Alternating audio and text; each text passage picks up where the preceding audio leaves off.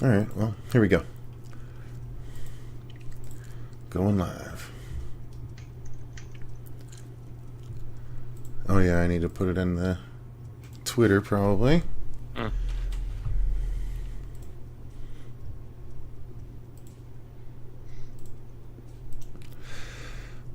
All right. So we are working on just getting the news out, everyone. Bear with us just a minute. Most staff?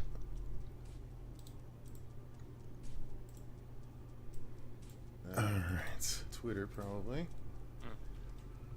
Cool. Right on. Stream sounds good. Okay. And posties.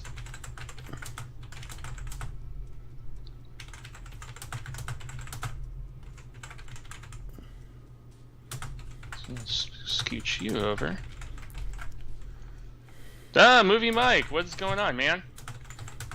See, we've got, yep, Sam is in there. Just got done rewatching the special, Sam, for that Patreon request. Oh, I've been wanting to watch that, so I want to catch up on that. What streaming service is that on again?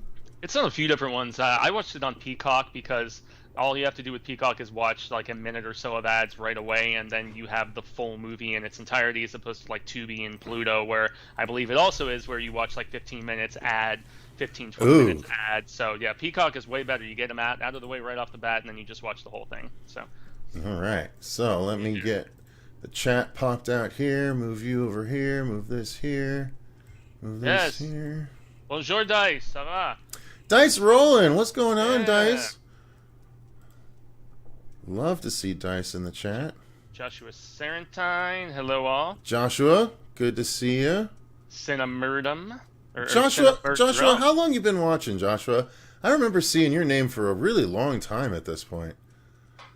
How you doing, Cinema Drum? Wait, Cinema Drum?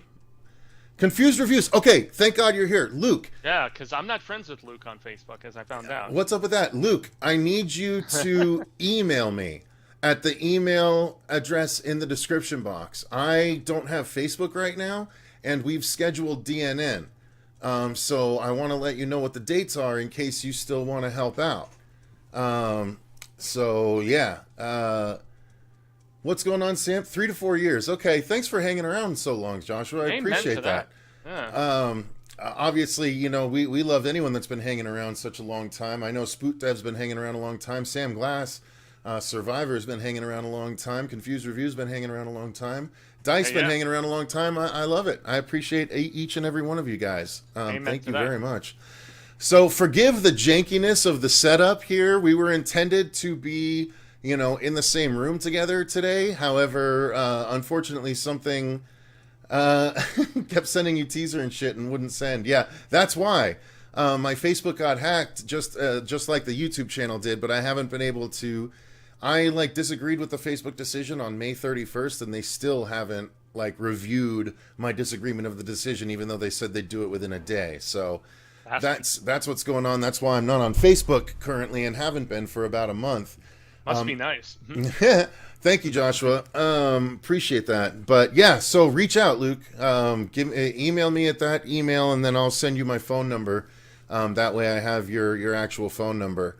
But yeah, guys, welcome to the horror show. Wait, hang on. Hey, everyone, I'm Cecil Laird. And I'm Jaime Fuego. And this is the Horror Show News with booze. With booze, yes. I kind of needed it after the day that I've had. My God. Indeed. So as I was starting to get into, sorry for the janky setup, you guys. We were intended to be in the same room together, but Fuego, do you want to let everyone know why we're not?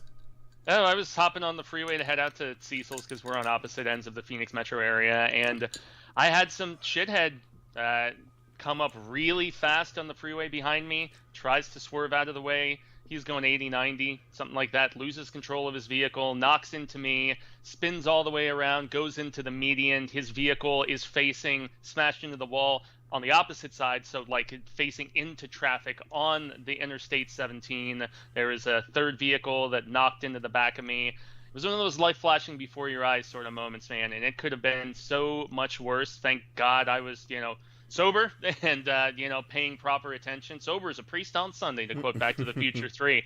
And Yeah, it was very scary, and I'm fortunate that I'm feeling okay. I don't know what the state of my vehicle is going to be like. It's been years since I've dealt with an insurance company with regards to any sort of thing. And delightfully enough, no license, no insurance, no registration. Asshole claimed that he had just bought the car at an auction, and he was sent because obviously state troopers showed up and all this. So I've had a delightful day, and I feel like I'm very ready to escape into some horror news and partake properly. So, yeah. So, yeah, I just found out. Dave just messaged. Unfortunately, producer Dave, who was supposed to come work this weekend, he got COVID just now, apparently. Yeah, yeah. And Marsha Parker is getting over COVID as well. Yeah. So, I'm still managing to do the dance. I still haven't caught the thing. Knock on wood. You know what I mean? Hopefully we can keep it that way.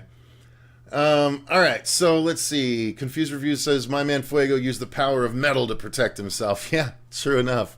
Literally, he has metal band stickers on his window, so I do. I was listening to In Flames, ironically enough, as I was getting on the freeway, so if that, like, imbued me with some sort of protection, I don't know. Amen if it did.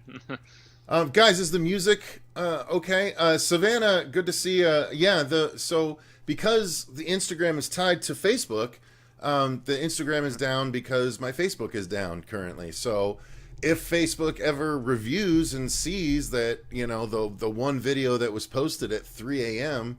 when I was asleep. Do you know what it was? No, I have no idea because the account was taken down when I woke up the next morning. So hopefully they'll see that and they cannot hear any music. Okay, can no one else hear any music?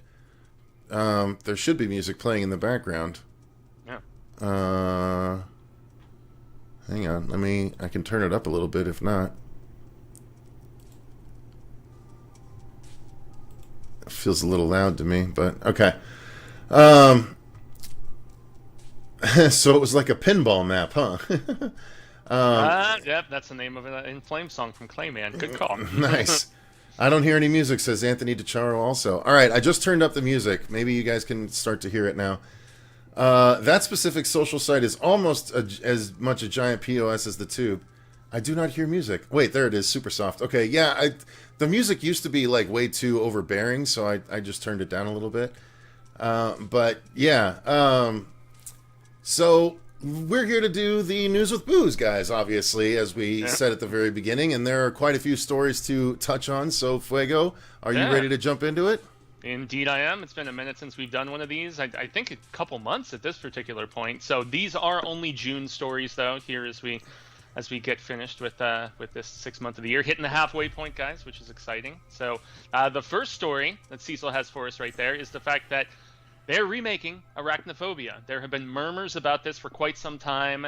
And, you know, this is one that I'm kind of surprised didn't become a franchise with like multiple sequels and everything. With the success of it, the fact that Amblin was behind it, it was well received by both critics and audiences at the time. I think it was 1990 that the original came out, and so yeah, this is an IP that I can't say I am shocked in any way, shape, or form that they are going back to, and it's not sacred enough where I'm just like, don't touch it, don't remake it. I'll still always remember where the old guy said he felt like he got bit by a cougar when one of those spiders got him during the film, and that just scared me so much. And John Goodman's so good in that original film. So, but what intrigues me the most, dude, and this is where I'm curious about your insight, is who is attached to like actually make this, and it's none other than Christopher Landon, who did Happy Death Day and did the most recent film, the Freaky movie that had Vince Vaughn and the girl switching bodies and stuff. So he has a very just appropriate comedic yet horrifying sensibility. But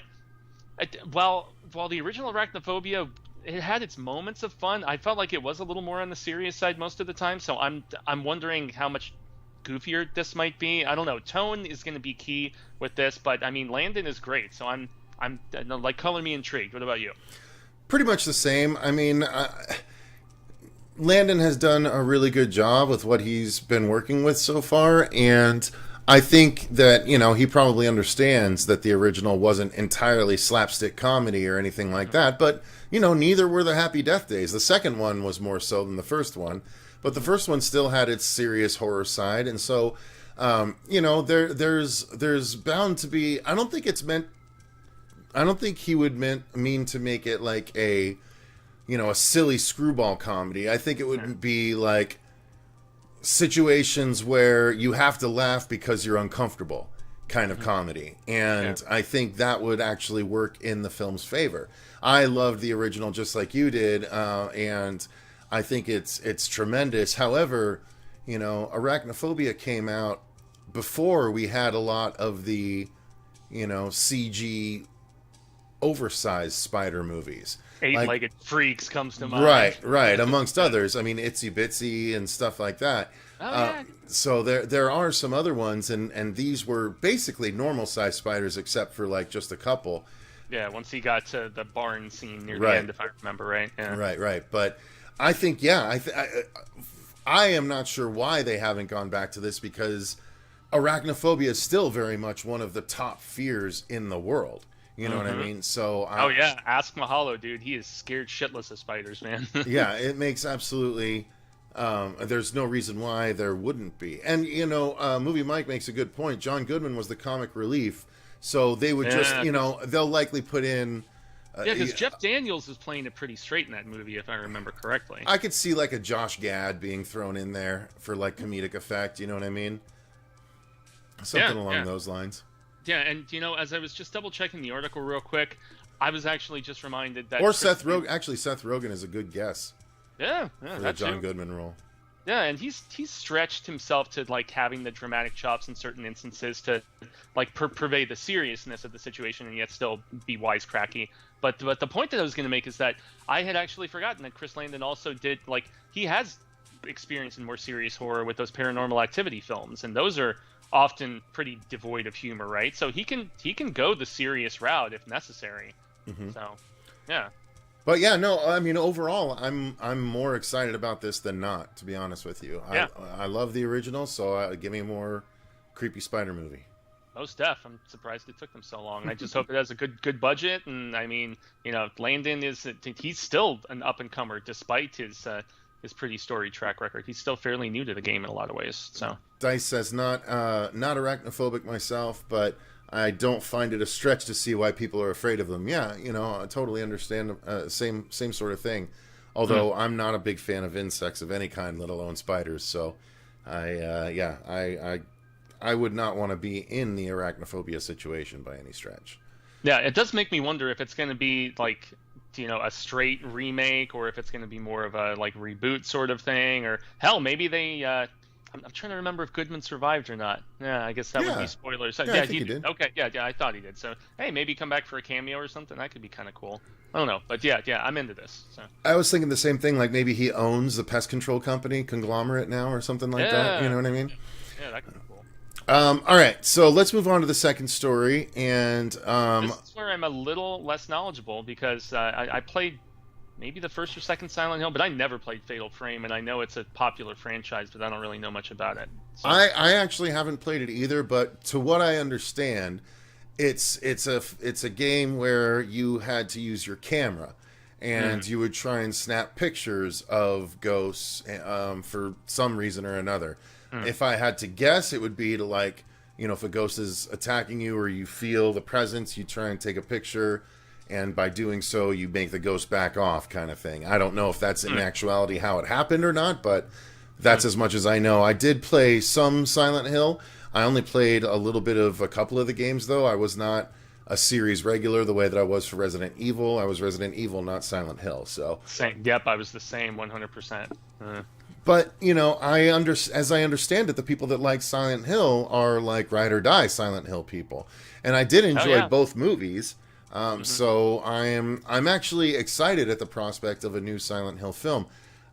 Fatal Frame 2, why not? We haven't gotten a Fatal Frame movie, and that if I'm, pretty close, Cecil says Movie Mike. Okay, cool. So if it's anything like what I'm imagining, I feel like that would be a really good premise for a movie. So why the hell not? The Silent Hill script so Kristopher Gans has said that he's, finished scripts for a new Silent Hill movie and a Fatal Frame movie. The Silent Hill movie, he says, is not beholden to the other two films, though. It's its own thing, it's gonna right? It's going to be independent of that, and really, it's his name being attached once again to that franchise that excites me, because Brotherhood of the Wolf is the shit, man. That movie is really good. I love that movie. Yeah, same. And he directed the first Silent Hill movie. I don't think he did the second one. But yeah, he wrote a couple scripts during COVID, and he's itching to get at least the Silent Hill done for 2023, from what I understood from the report. So he has a very distinctive kind of eerie, ominous style, which was even in the Brotherhood of the Wolf movie, you know, with just the way that he shot it. And I believe it was a French-Canadian movie, if I remember correctly. Yeah. Mm-hmm. But yeah, really damn good. He's very much about just atmosphere and vibe, and he brought that to his first Silent Hill film. I don't even think I saw the second one until we were at that convention, and we saw it on like cable TV that one night when we were back at the hotel room. But yeah, the first Silent Hill that he directed, I thought, from a visualistic standpoint at least, the script had some issues, but I mean visually it was tremendous and really scary looking. So yeah, you know, I'm excited about these prospects, to be honest with you. I love movies about games like this, so I think it'd be a good time. Yeah.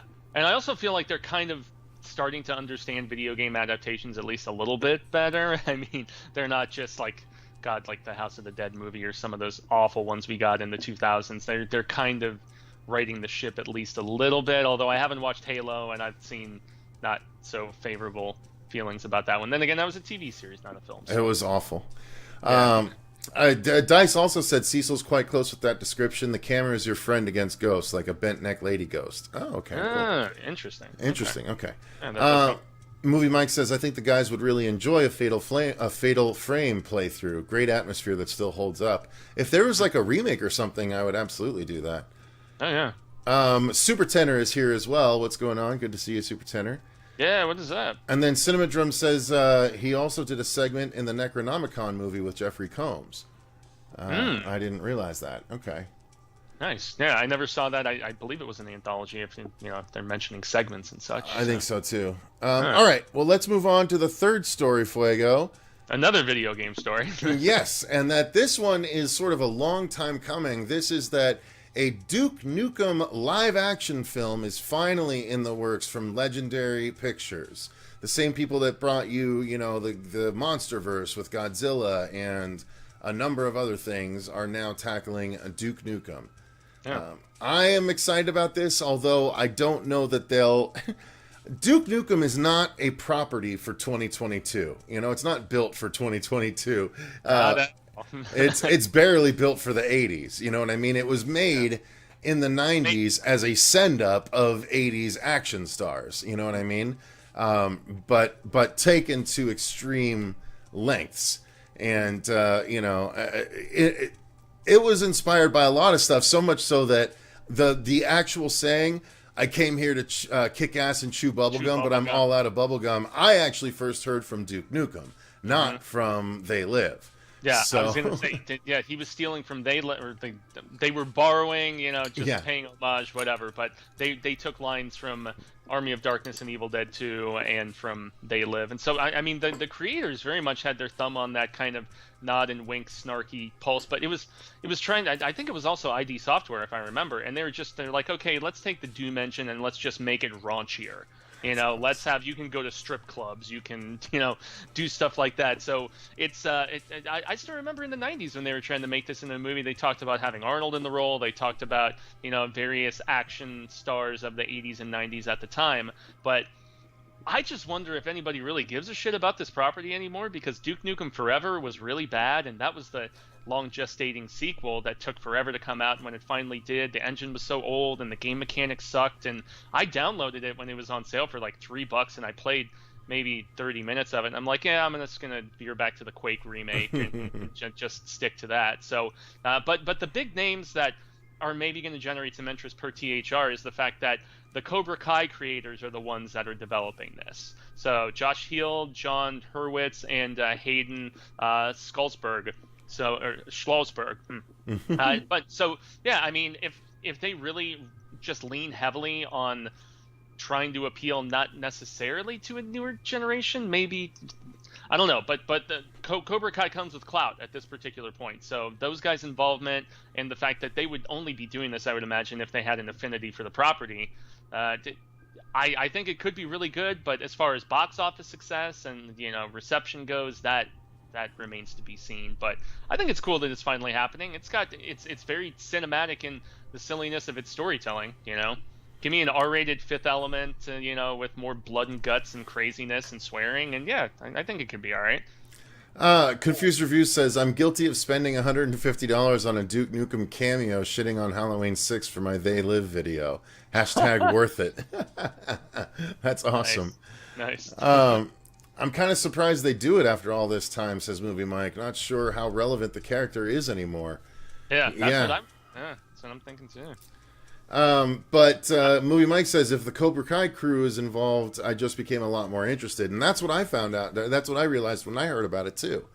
They're buying a lot of leeway, that crew. So. Oh, yeah. Yeah, big time. And although it's funny what Travis Miller says, Kurt Russell in Soldier 1998, I hadn't thought about that movie in so long. Mm-hmm. Looked just like Duke Nukem, very similar. And a little interesting tidbit, that film actually takes place within the same universe as Blade Runner. Oh, wow. It's a little insight for y'all. Yeah.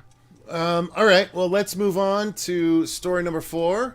Mm-hmm. That one, hang on, let me get rid of these real quick. Hang on. Ugh, everything's moving a little slow, so bear with me, guys. Yeah, sorry, that's because I had some dipshit hit me today. Yeah. All right, so story number 4. That Lindsay Beer is set to write and direct a new Sleepy Hollow film that is not to be connected to the TV show or the previous film, correct? Correct, yeah. So it's really going to be just going back to that original source material, and published in 18-something, and Washington Irving, 1820, yeah, Legend of Sleepy Hollow. And so it's been done animated, it's been done live action various times, and the one that I will always think of is the Tim Burton, because I think that film is massively underrated. The recently exonerated to a degree Johnny D, and then Christina Ricci and Kristopher Walken. It's talk about atmosphere, like we were mentioning earlier, throwing that term around. Like, that's a beautifully eerie film, and yet also has a little bit of whimsy to it, which I appreciated. So I'm curious more so than anything what the tone of this is going to be. This Lindsay Beer character, the only real thing that they have under their belt is something they are in the midst of working on right now, which is this Pet Sematary prequel for Paramount Plus. So I'm guessing what the work done thus far on that is what allowed them to get this individual to get the job. I don't know. I love the story of the Headless Horseman, so I'm always down to check it out. I did not watch the TV series you were mentioning, though, which is a few years on Fox, right? Yeah. I watched a good amount of that series. I don't know if I ever actually finished it, but I watched most of it and I enjoyed it. The first time I saw the Johnny Depp movie, I didn't really like it that much, but it grew on me eventually. But I just liked the Tim Burton-ness of it all, to be honest. No, it is Burton as all hell, man. Very much so. as I think that universe was very appropriate for. I think that made a lot of sense. So I would hope that whoever that Lindsay is going to be sort of emulating that style, because I think that would work very well for the film. But yeah, I don't know. I'd be excited to see it. The Headless Horseman has been one of my favorite sort of folklore tales for a long time since I was a kid. I used to love the Ichabod Crane cartoon when I was a kid. Yeah, the Disney one, right? I remember distinctly watching it when I was young. Yeah, I love that. So seeing new versions of it, especially if they go really horror with it, the way Sleepy Hollow kind of didn't, the Johnny Depp one, I would love to see them really go for it. I still found that film, I mean, when they did go for the horror, and him being this doctor, / scientist and stuff, they leaned a little heavier into that, and also the love story stuff too with him and Christina Ricci, although she looked really nice as a blonde, so that's cool. But I mean, when we did get the gore, the beheadings and stuff, I thought it looked pretty rad. So just maybe focusing more so on that as opposed to all of these other little minuscule bits could be cool. So yeah, I'm excited. All right, so that's going to lead us to story number 5, which is all Ghostbusters all the time. Yeah, it seems like it. Hang on, I'm trying to select it here. There we go. This one is just talking about how Jason Reitman has recently confirmed that, yes, a 5th Ghostbusters film is coming, as well as a Ghostbusters animated film. What's all this about, Fuego? First and foremost, Dan Aykroyd has been trying to bleed this property dry for years, and it took him forever to get Afterlife made, and he was very happy that that performed as well as it did. And so they did announce that there is going to be a sequel to that. So that is what this new film is actually going to be. It's going to be a sequel to Afterlife, the one that Jason Reitman did. Now, I don't know if he is confirmed to return to direct or not. I'm just going to jump on the story to see for sure. Okay, yes, Jason Reitman is confirmed. They updated the story, so that's exciting.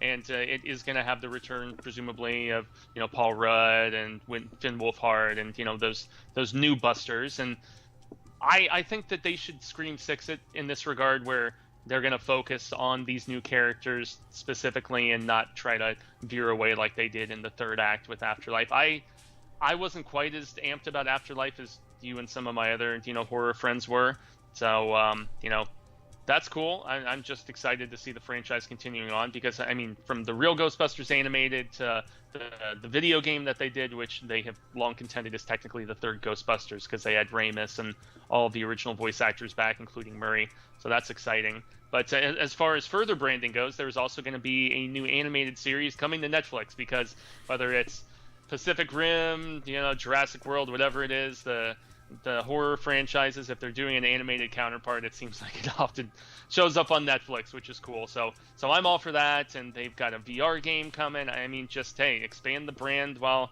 it's back in the public consciousness thanks to Afterlife. So yep. Now the other thing is that Ghostbusters is also getting a VR game for the PSVR 2, the Ghostbusters VR. We don't really know what that's going to be like because it's VR. I'm guessing it's going to be a first-person video game where you play as either one of the established or a new Ghostbuster, and you'll be able to operate your plasma gun or whatever the hell they're proton pack, proton gun, proton accelerator, whatever the hell they call it, and I think that could be a fun time. I don't know, Fuego, would you play a Ghostbusters VR game? I would hope I would fare better than I did on the VR lightsaber. Yeah, I don't know about that. Yeah, I don't either. But it's apparently with the subtitle Ghostbusters Academy. So I think Ghostbusters VR Academy, as I'm looking at the report right now, and so it's going to be on MetaQuest 2, also PlayStation VR 2, and it's going to be up to 4-player co-op. So that, I mean, just the being able to play with others, I find that at least a little bit more exciting. Most of the Ghostbusters games have had that multiplayer aspect, which is cool and just ups the interest. But yeah, so Aykroyd, he's going for it along with all of the respective affiliates, and Jason Reitman, son of Ivan, who was behind the first film. So yeah, first 2 films I should specify. So yeah, I mean, bring on more Ghostbusters. It's one of my favorite IPs, man. They've not always been great, but even Extreme Ghostbusters and some of the other sort of just detours, I've still found appreciation within them. So. Fair enough. Yeah. All right, so the next one is a news story that broke and was getting a lot of sort of controversial blowback for some reason. Yep. And that is that while Courtney Cox herself has signed on to return to the Scream franchise with Scream 6, Neve Campbell will not be, and supposedly, according to what Neve said, it's because they did not offer her what she felt she was worth for what she brings to the franchise. Yeah, and that's it. Boy, there's a lot of gray area here. There's a lot of and there's also a lot of ways that you could look at this, because I didn't really feel like her character was utilized very well in the Scream 2022. I thought it was okay, but her and Courtney both, they were there for the third act, but anybody who has seen the movie without spoiling anything knows that, David Arquette as Dewey was the one who really got the chance to shine in this film as a returning legacy character, much more so, compared to Sidney and Gale. So it is odd that, Gale is coming back, but I don't know, was Neve not properly appreciated? She makes it seem in the statement because she put out an actual statement about this, saying that she felt underappreciated and that, more or less saying she was lowballed, and that I don't know, I would kind of think they're like, hey, we have this new cast that people seemed very receptive to and that they enjoyed, and it's like Jenna Ortega is showing up in goddamn everything lately. It seems like I just rewatched X the other night, and she's in American Carnage, and she's the new Wednesday Addams, so they're obviously going to lean very heavily on her in this new one, I would imagine, as a survivor from the previous film. So I can understand the franchise that Nev was instrumental in, just being the lead for. Even in 4, she was still pretty much the lead. It wasn't until 5 that they altered the dynamic and focused much more so on these youngsters. So I'm bummed, and it does make me wonder if, hey, because they're bringing back Kirby for this new one. Maybe and there's even been talk of Emma saying that she would come back as Sydney's cousin if they pull a similar kind of retcon for her character. So I don't know, man. It's a franchise that seems in good shape with or without Neve Campbell, but I think her presence is really important, and so it's just kind of shitty either way you look at it if she's not going to be in if it's her first time not being in a Scream movie. So I just don't see. I mean, again, if they lowballed her, then that's a shame because she does bring a lot of value to the property, and if it's if the idea is bunk to begin with, no one can blame her for wanting more money to take time. You know what I mean? Alright, so I gotta get rid of Luigi, who's trying to get shit started in the fucking chat, so... Alright, bye Luigi. Ugh, alright. Oh, wow. Yeah, that's I think that's, at least from what is being said, that's a similar troll I've seen on certain, episodes of Show Business. And, it's bait. It's just... Yeah, gotta love it. Someone's trying to bait people. Yeah, Binish the chime out chair. Exactly, and, Luke. You know what? And let's just fucking... If they come back with any bullshit, they're gone for good. So, yeah, again, I don't think that Sydney had anywhere left to go after Scream 5 anyway. If this is going to be... I mean, Jesus, here's the problem, Fuego. I saw your little head tilt there. And, I get it. A lot of people hang the franchise on Sydney, but... 6 movies in, it's boring if it's someone still trying to go after Sydney that is just tangentially, associated with things before. If they go what we wanted in Scream 5 and it's Randy having actually survived and is the grandmaster behind everything, wanting to get everyone back, then fine. Then bring Sydney and Courtney and all them back. But at this point, I think that ship has sailed. Mm-hmm. I don't even know. I think putting Courtney in there is going to be a crowbar city. So I don't know. I don't know what's going to happen. Yeah, that's a good point because we know one character's not going to be there, and another character's not going to be there presumably, and so there does come a point, and it's the same trouble they had with the Jurassic World franchise, I think, to some degree, and they had it with the Star Wars sequel trilogy. It's how do you balance legacy characters with that proper passing of the torch sort of bit? And I think they were just yo, if you want this much money and we did this well with you in a minimal role and the focus has shifted, maybe we will be okay. And since I have a lot of affinity for her character, but you raise a good point. It's what the... I mean, it's more so about Woodsboro and the just groundwork that was set with the nastiness there, as opposed to Sydney specifically. It almost it kind of shrinks that universe as opposed to being able to expand it, which is what they're obviously trying to do with setting this thing in New York. So the problem is Scream would be Riverdale at that point.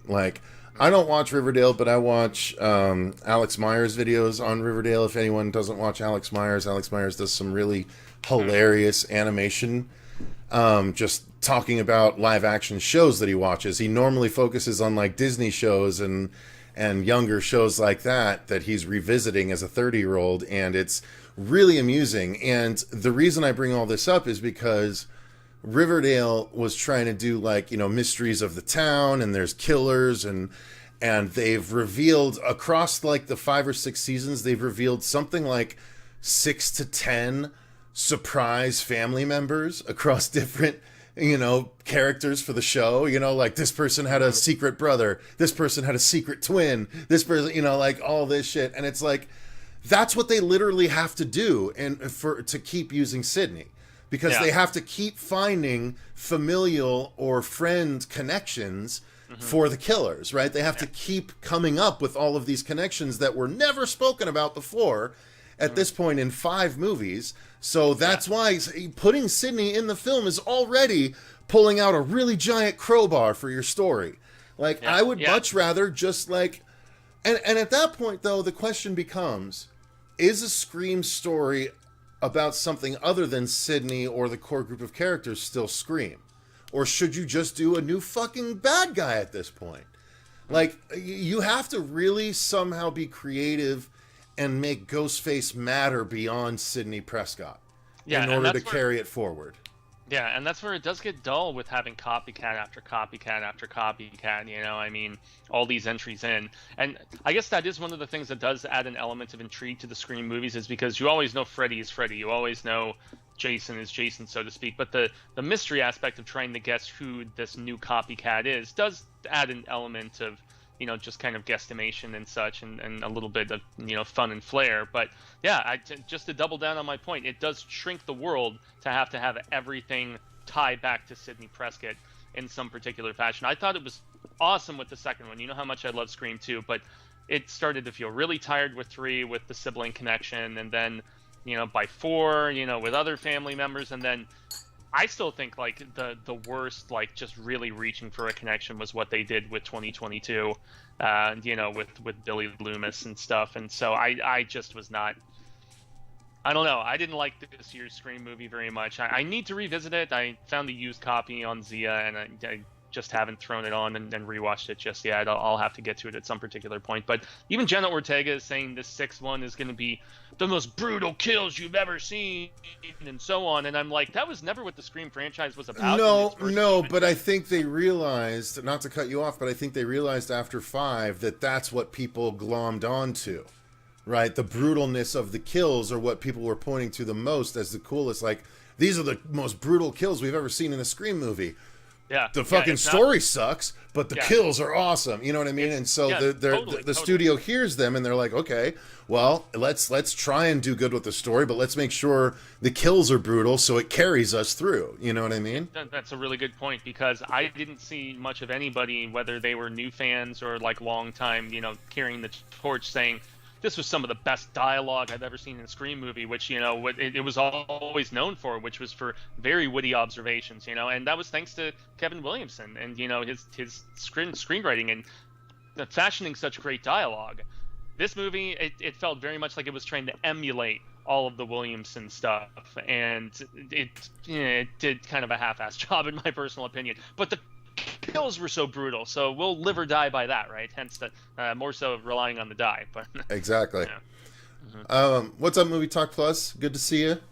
All right, so Movie Talk Plus, hell yeah.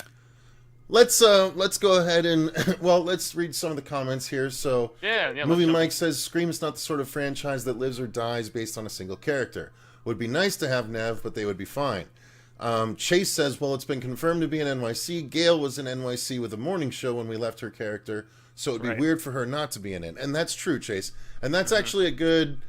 Chase says, I didn't like 5. Can't speak to the quality of 6, or what the quality of 6 will be. I do like the setting of New York. A lot of fun could be had. I agree. So if it's someone that's basically obsessed with finishing the job with Gail, and they're just in New York trying to track her down and killing random people on New York streets, that could be fun. But as long as they don't, like, you know, Friday 8 it, where like most of it does not take place in New York. And, I saw some tweets saying, you know, as long as Ghostface isn't on a boat for, you know, 70 of the 85 minutes. Well, I would imagine they'll film the whole thing in Toronto because it'll be cheaper up there, and then, you know, that'll double as New York, and so yeah, in any event. What I'm tired of is Ghostface has to stop being the literally the clumsiest killer ever to have killed.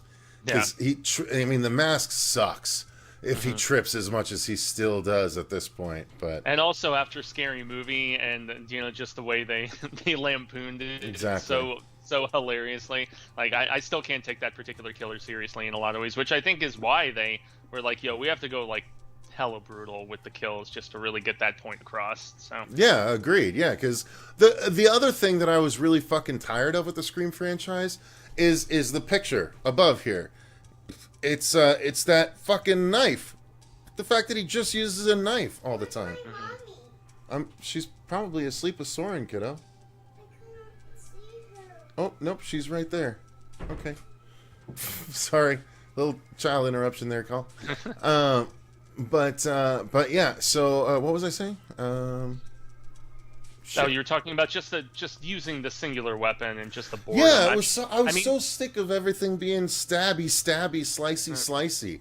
Like, well, let's get more creative, and they finally started to do that in 5. Well, didn't they, since I never watched the Scream TV series, didn't they actually get a little more elaborate with the kills at times in the Scream TV series? Yes, they did, but the TV series still sucked, so it's a shame. And I guess that shows that the IP can live on without Sydney and Gale and those particular characters. I mean, at least to a degree, it made it 3 seasons, even if I didn't see a lot of glowing reception to it. But... yeah, see, everyone's going with the Friday the 13th 8 ending. Ghostface is changed into a child by toxic sewer sludge. Yeah, I saw that. Exactly. Yeah, movie Mike, that's funny. All right, well, let's move on to story number 7. And this is one you're going to have a lot more to comment on, not just because of a cosplay you've done, but because I think I played the first Twisted Metal game at like a friend's house, but it's a franchise that I am aware of, but not like, hardcore into. I love the franchise. I played every single game. Twisted Metal Black is still my favorite in the series. The Twisted Metal, though, from 2013 was also really good. I just really enjoy the series, and I like the idea that they're doing it as a series instead of a movie, because every driver has their own story, and I feel like with a series, you could give, time to each of the characters, and just have one other character that's kind of your main character that you're following throughout, which appears to be Anthony Mackie. And speaking of Nev Campbell, she's been cast for it too. Thomas Hayden Church. Yeah. Well, but the big ones were Will Arnett is the voice of Sweet Tooth, and Samoa Joe from the WWE is playing the body of Sweet Tooth. So yeah, AEW, the competing franchise right now. But he was in WWE also. He went from there to AEW. He was originally. Yeah, there's been so many peeps who have jumped over there at this point. But so then what do you think about having somebody do ADR and then have like the physical stand-in sort of thing? I think that for Sweet Tooth it's fine. I mean, Will Arnett, I don't know, because at this point, that's where I was just like, even with the amount of, or even with the fact that Sweet Tooth's face is covered, Will Arnett's voice at this point is very recognizable because he's in so much as a voice. So I don't know. We'll have to see, but Will Arnett also has a lot of times sort of a tinge of whimsy to it, and that's not what Sweet Tooth is about. So I'll be interested to see what happens. Does he talk in the games? Because yeah. Okay. Yeah. The games have not stories, but CGI cutscenes that explain the stories of each character. And cool. In Twisted Metal Black, which is where a lot of the coolest stories were, in my opinion, every playthrough of the game, you would start with the origin, like the first part of the story. Halfway through the game, you'd get the second part of the story, and then when you beat the game, you get the rest of the story. And and Sweet Tooth, he's known for having a line that's "Shut up and plead, you motherfucker." It's really like that's because he says it in both the CGI cutscene story for Twisted Metal Black, and then when they did a different origin story in Twisted Metal 2013, they did use that same line again. So I just love Sweet Tooth, and again, I eventually do want to do a Sweet Tooth short film with the you've talked about it for a while. I clearly, because Sweet Tooth started off as a fat guy and then turned into this beefcake that you see on screen now. So I can pull off the fat guy Sweet Tooth, but it's going to take me some work to get into beefcake Sweet Tooth. So we'll see what happens, which way it ends up going for the film. Yeah, based on the vibe of all the people associated, from the creative standpoint, not just the actors, I'm definitely getting the vibe that it's going to be more of the, comedic with like some tour driver kind of death race elements to it. Katao Sakurai, he did Bad Trip, which was that movie with Eric Andre that I saw last year. That was so funny. It was kind of a Jackass unscripted sort of bit, but it was very amusing. And then you've also got the original pitch was from Brett Reese and Paul Wernick, which were Zombieland and the Deathpool dudes. So yeah, this has interesting potential to be like along the lines of the ultra violent and yet funny and over the top. And yeah, and there's also on board to write and showrun the Twisted Metal series is another Cobra Kai person, Michael Jonathan Smith. So, I mean, it seems like they have a nice kind of balance of these people who understand carnage, but also, comedy. And so that's what I think could help this series thrive. And it's going to be on Peacock, so the Universal NBC streaming service. So that's where we can expect it sometime in the next year or so. So they're saying early 2023. You brought up something in the middle of that, and I was about to say speaking of, but I didn't want to interrupt you. What did you bring up so I can get back to it? You made a comparison right in the middle of what you were talking about there. Shit. Was it the Jackass bit? Yes, as a matter of fact, it was literally. You heard Bam Margera is missing again, right? No, that I don't care. Yeah, that sucks. Have you watched Jackass 4.5 yet on Netflix? I saw Jackass Forever in theaters, but I have not watched 4.5. I didn't even realize it was out yet. It's got extended or additional scenes. Yes, it's so whatever. That's the thing. At 4.5, it's really cool. I don't know if this is the exact same way they did it for the other 0.5s, but this is basically just a giant. It's a full-length movie that is a behind-the-scenes, giant behind-the-scenes featurette of Jackass Forever with mixed in with the bits that didn't make the final cut. Oh, so nice. Like they have them all set up and they do like sit downs and talk behind the scenes with them, and they talk about like the first thing they do is talk about how they didn't know if they wanted to do another movie, so they just decided to get everyone together for a weekend and just fuck around and see if it felt right. And they brought on the new guys, and it shows all of this test weekend, and it's none of it is in the movie, but it's all hilarious shit, and it shows bits that just they didn't get to in the film that are like crazy. There's a lot more dick, just so you know, because there was already. I can't say I'm surprised. No, already a lot of dick in the original movie, but this is Jackass 4.5 is basically a really fantastic behind the scenes with bits that you'll find funny that just didn't make the regular film. So I highly recommend it. Nice, yeah. Well, I'll totally get on that because I was quite amused by Jackass Forever, and yeah. I'm like adding it right now to my Netflix. It's worth it. Yeah. It's a good time. It's stupid. It's funny, but it's great. It's great. Okay, so let's move on to the next story, which you had only talked about the first part of this. Mm-hmm. And I added the second part because I know the second part has occurred as well. Yeah. So this is that Squid Game Season 2 has been approved and is coming, and they are doing a Squid Game reality series. The interesting thing about that is, did you know that Mr. Beast made a Squid Game for YouTube? No. Do you know who Mr. Beast is on YouTube? I've heard the name thrown around, I think by you, now that I... So Mr. Beast is, I think, the second biggest YouTuber of all time, if not the third behind. I think he passed PewDiePie at this point, but so is he a gamer then? Or is he's done. I mean, he's most known. He made his bones doing like $10,000 giveaway. For he'll have like 20 people come and do hide and seek, and the last person to be found gets like $10,000. And like stuff like that, like competition stuff.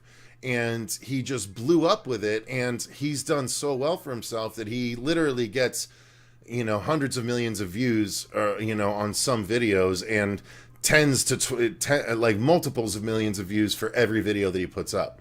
So he made a Squid Game video where he rebuilt all the sets of Squid Game. Like he spent a couple $1 million to make it. And that video has already been watched like 50 to 100 million times.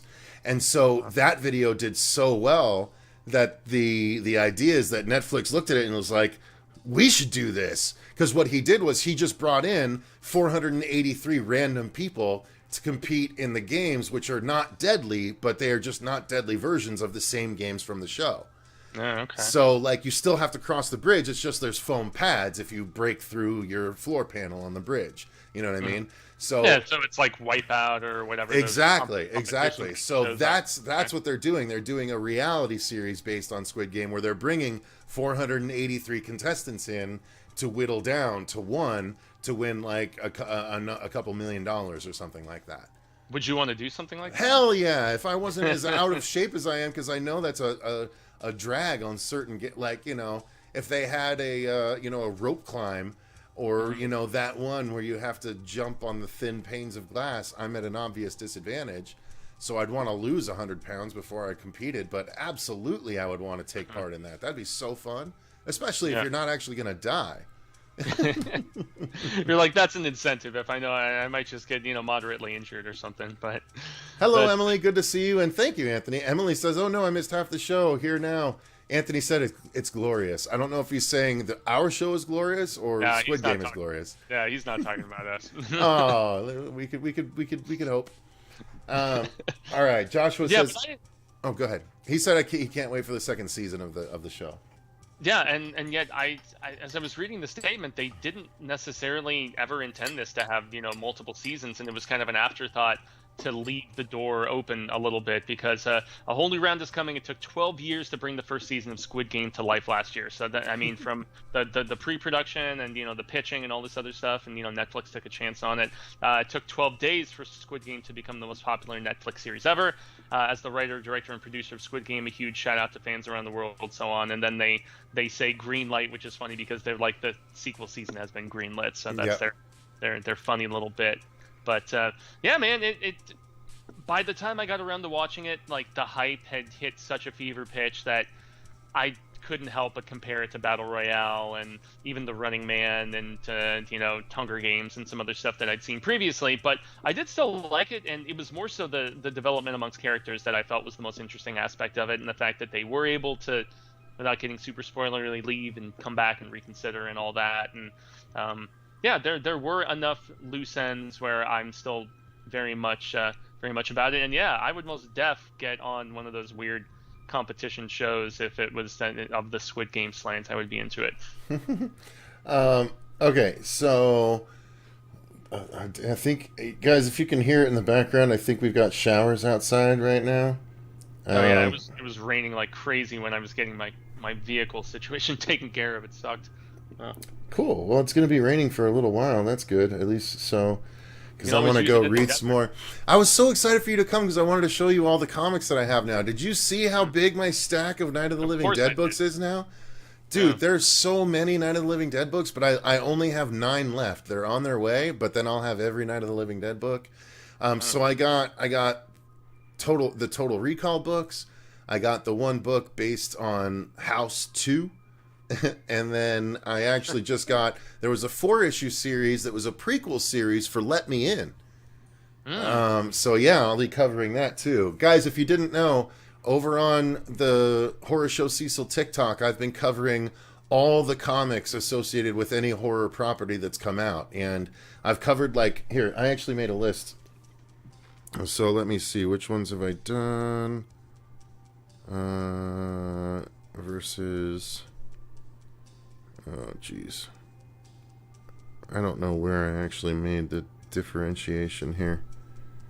No. Yeah, no, I don't know. I've done a bunch at this point. Well, I see that you nixed it from the possible stories, but since Cinemurdrum brought it up, I have to be here fast. We go. It's the Jason Blum saying if he put a dump truck of money on Robert Englund's. I meant to put that in there. I didn't put that in there? Yeah. All right. No, we could talk about that. Yeah. The fact that in that particular interview, he's like, yo, if I can bring back the original Exorcist actress, I can bring anybody back, so on and so forth. And he's like, I could get Englund back for one more. Having a Freddy project in development yourself, man, like, What do you think about Blum being so arrogant and audacious with his declaration? I think he's full of shit. I mean, I think he's just trying to be the big boy with the big britches, and he just comes off sounding like a little boy trying to sound like a big boy with the big britches. It's so silly sounding.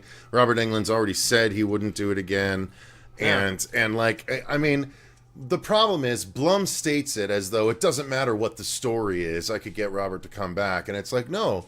You don't get Robert then as an artist. You know what I mean? Robert doesn't just do things for money. He actually likes to do things that you know, are of quality. True. Some of the Freddy films, obviously, he was just keeping the character going, and the films weren't brilliant. But for the most part, he tries to do stuff that he really likes and thinks are good projects. And I don't think that just he would come back for just anything, which. I don't know. I feel like Blum is way out of pocket for saying that, in my opinion. He just wants to have as many of the icons under the umbrella as possible because he has Michael Myers already, and he has stated that if the rights situation can ever get properly figured out, he wants Jason. He wants to do one more Freddy. Like hey, shoot for the stars, right? I mean, you know, aspire as best you can, but there does come a point where. I just found his statements to be, you know, very off-putting, at least personally. You know, that's not to say that I wouldn't love to see Robert, you know, down the road in something with you and Heather, or, you know, maybe return to something at some point himself. But I just think at his age, maybe the ship has kind of sailed, and maybe it is better to have the Goldbergs be your last time you don the makeup is a little... It's rough. It's anticlimactic, but... You know, nonetheless. So, yeah. Corey Fitchner says, Jason Blum, yikes, man, yikes, yeah. Truly, yeah. His statements came off shitty, dude. What up, Ben Grimm? Good to see you. What up, Christopher Muller? Movie Mike says, I think being an arrogant prick is not a good way to attract Robert Englund back to the role. I agree. Yeah, probably not. So I agree. That was a really stupid thing for Blum to do, but you know, whatever. We've known Blum to have questionable decision-making capabilities up till now anyway. Mm-hmm. Blum, blum, blum, blum, dum. All right, so next are a couple of continuations and cancellations. Yeah, and this ties in very closely with Squid Game in some ways because of the fact that it was another Netflix show that it kind of came out of nowhere, and it wasn't celebrated anywhere near as much as Squid Game, but I think I actually liked, you know, All of Us Are Dead even a little better in some ways personally, you know, and that was because I liked the underlining little love story going on between the two friends and just the development. I'm a sucker for coming of age sort of stuff, and the fact that, you know, we did have the military aspect with that show, obviously, but there was also the competition aspect and the, you know, growing connections amongst, you know, some of the kids and everything, if I'm remembering this correctly. Because, boy, there was this, and then there was the Something Home show that I watched right around the same time, and I hope that I am not getting them confused. All of Us Are Dead was the one that also had a competitive aspect to it as well, right? I don't know. All of Us Are Dead was the zombies. Okay, but there was... Are you... You're thinking of the different... You're thinking of the... I'm getting them confused. You're thinking of Alice in Borderland. No. Was it Alice in Borderland? Boy, what? Nah, this is... I'm losing all my clout. I don't know. All of Us Are Dead was the zombie outbreak one from this past year. Yeah, where they were stuck at the school. Yeah. And there was the... Okay, I'm mishmashing two different shows at this particular point. Because there was another one where there was a competition aspect that was around the... Maybe that was Alice in Borderland, now that I think about it. I don't know. I never watched All of Us Are Dead, so that might have had a competition aspect. Okay, maybe I don't know. Maybe it was Marcia then that I'm thinking of that watched Alice in Borderland. Probably. I watched. She watched All of Us Are Dead. Yeah. Oh, okay. Yep, I am most definitely mushing the two shows together because I watched them right around the same time. So Alice in Borderland was the one about the obsessed gamer who suddenly finds himself in the strange, emptied-out version of Tokyo. Okay, yeah. So I was just putting the two shows together. All of Us Are Dead was great though, as far as like from a zombie standpoint. It was really all of the different, you know, cliques and friendships and stuff amongst the kids there, and the fact that there was also a military aspect. I really dug it, and I also really dug Alice in Borderland. Most of the, you know, stuff that comes from the far east of Asia, as far as horror goes, whether it's from Korea, whether it's from Japan, I have enjoyed the hell out of, to quote Robert, just about everything that I have seen coming from that particular region of Asia. I dig it very, very much. So I like their spin on horror quite a bit. Yeah, it's very good over there. Yeah. Corey says it was a little repetitive, but still, All of Us Are Dead is really good. Fair enough. Yeah.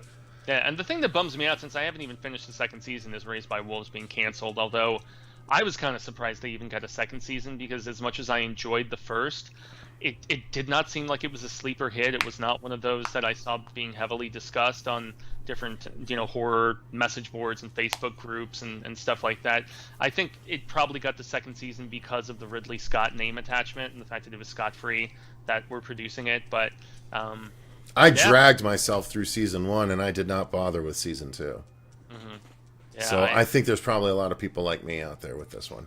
Yeah, I'm equally guilty, but for a slightly different reason, because I did enjoy a lot of the first season and where they were going and the storytelling, but I did not tune into them because with so many other things to watch, it just sat on my HBO Max on my list, and I had yet to get around to it. So yeah, rest in peace to Raised by Wolves, unfortunately. So all right, well, let's move on to the next story. Give me just a second here.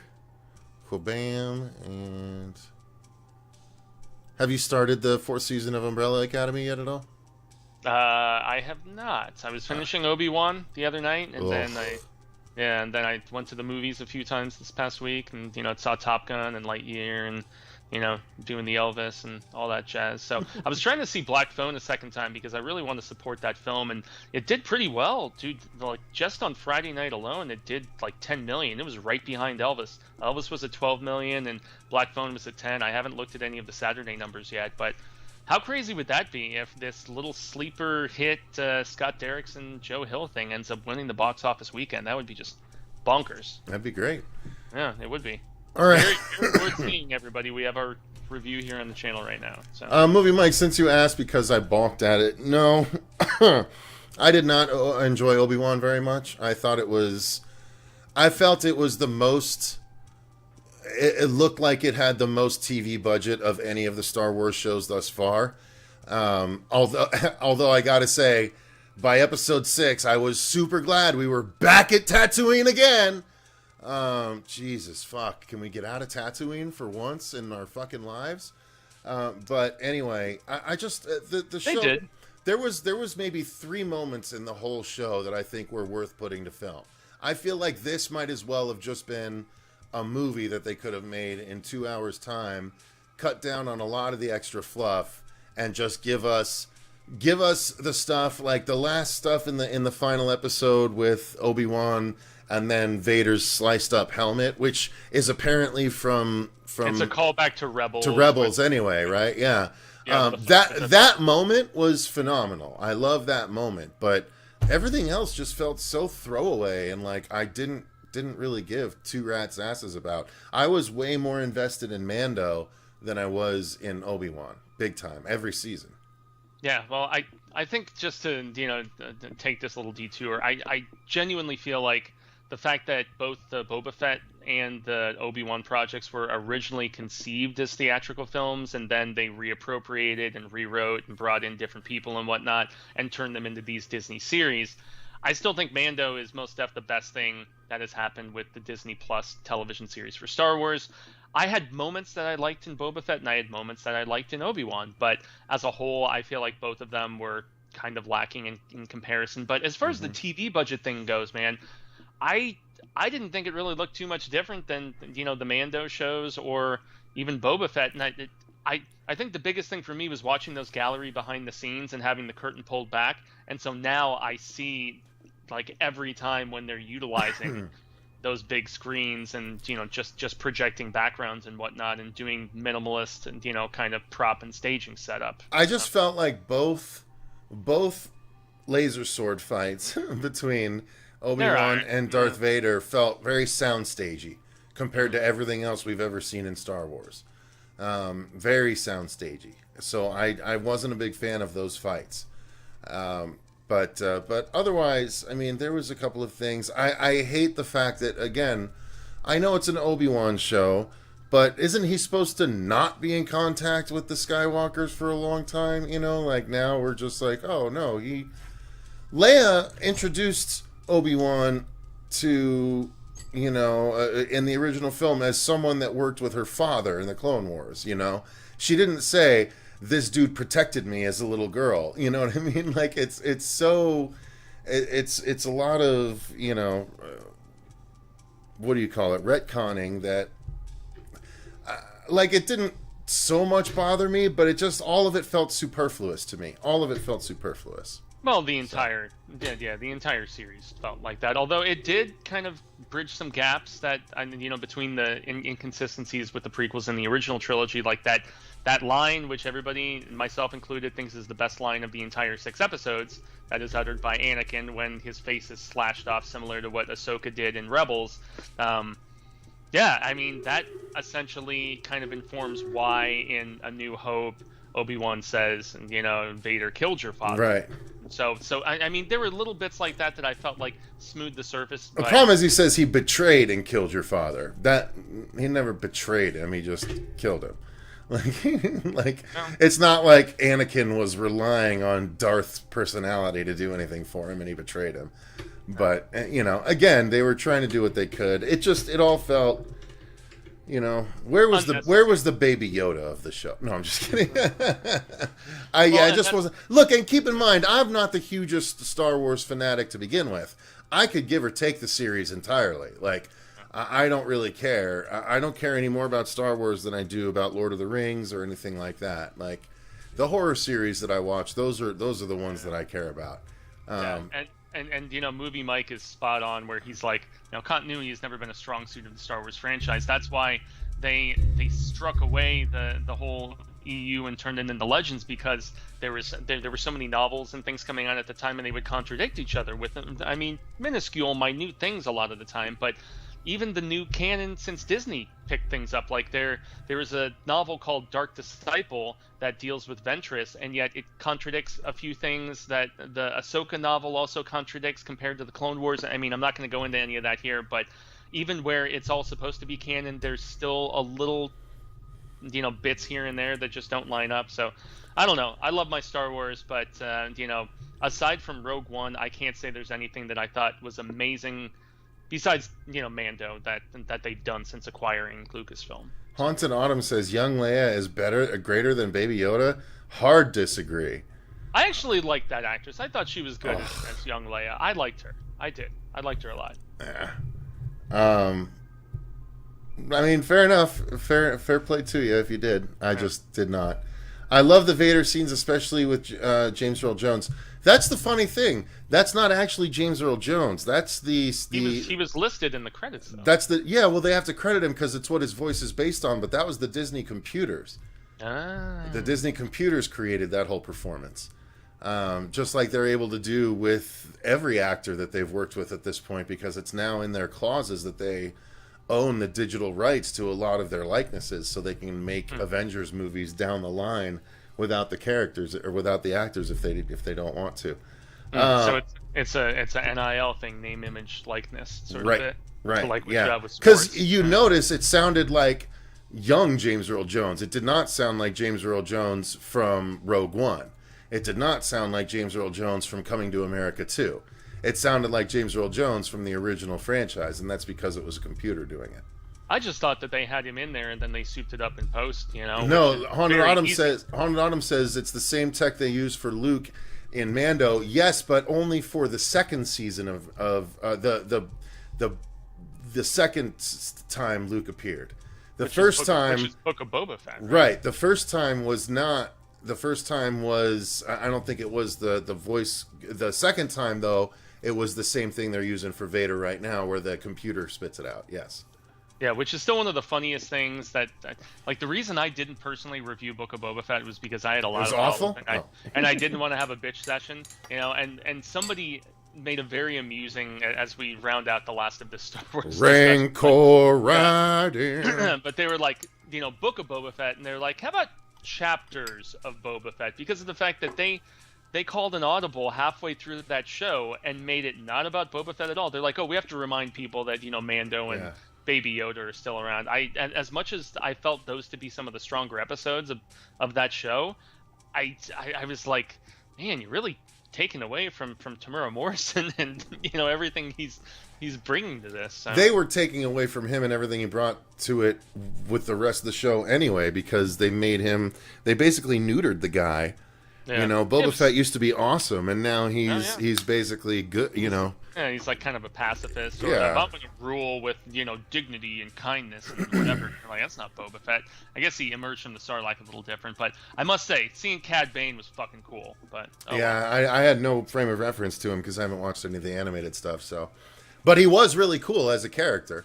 Yeah. All right. So Dr. Death is here. Did you check out the Spiderhead movie on Netflix? Not yet. I'll give it a chance eventually. I do like Chris Hemsworth, so Cobra Kai is here. Hey guys, gonna rewind and catch up. Love the news with booze. Love it. I was gonna say we've dropped the name Cobra Kai a few times over the course of this news session. All right, well, the next story has been up for a while and we still haven't touched on it, and that's the fact that we are getting Becky 2, The Wrath of Becky. Talk about a shocker, man. I was just like, they're making another one of these? It was a really well-received film, though. Yeah, I dug the hell out of it, but it very much feels like that R-rated Home Alone where you're like, oh, another situation where Becky's gonna have to go postal and kill some fuckers. Yeah, that's fair. Yeah, but the fact that you're gonna have I'm trying to remember Lulu Wilson, I think is her name, but I'm trying to bring up the story to double check. I will always think of her from Haunting of Hill House because she was the middle sister in that, if I remember correctly, and the younger version of the middle sister. And Kevin James was the villain in the first one, and yet you're gonna have Stifler as the villain in this. Sean William Scott of all things. That shows that they are keeping it rather tongue in cheek with the villainous casting. But I'm interested to see him stretch it and be a little crazier and more bloodthirsty. Sorry, I got distracted. No, you're good. You're good. Got a weird. No, but the original Becky was it was a pleasant surprise. I did like it. I think I had one of those like $2 or $3 off at Redbox. And it was normally, hey, you can rent Becky for like $1.99 or you can buy it for $4.99 or something. And I had a coupon, and so I just bought a copy of it because it doesn't have a case or any of the like digital copies or whatever, but I found it entertaining enough where I would definitely revisit it. The title is just hilarious though. Becky 2, The Wrath of Becky. Yeah, it's a little much. Yeah. Why not just call the movie Becky's Wrath? You know what I mean? Yeah. But per Deadline, we have in the original film, the spunky and rebellious teenage Becky tries to reconnect with her father. That's right, I forgot Joel McHale was her father. During a weekend getaway at a lakefront house, but the trip soon let's speed ahead. In the sequel, is it going to be like an earlier? Prior to the events of the recently wrapped new chapter, Becky has been living off the grid for 2 years. Okay.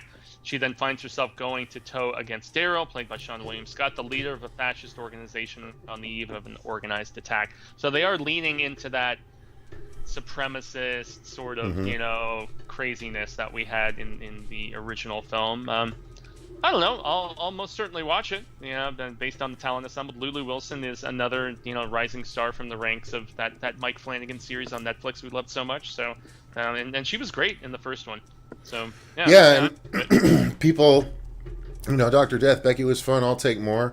I agree.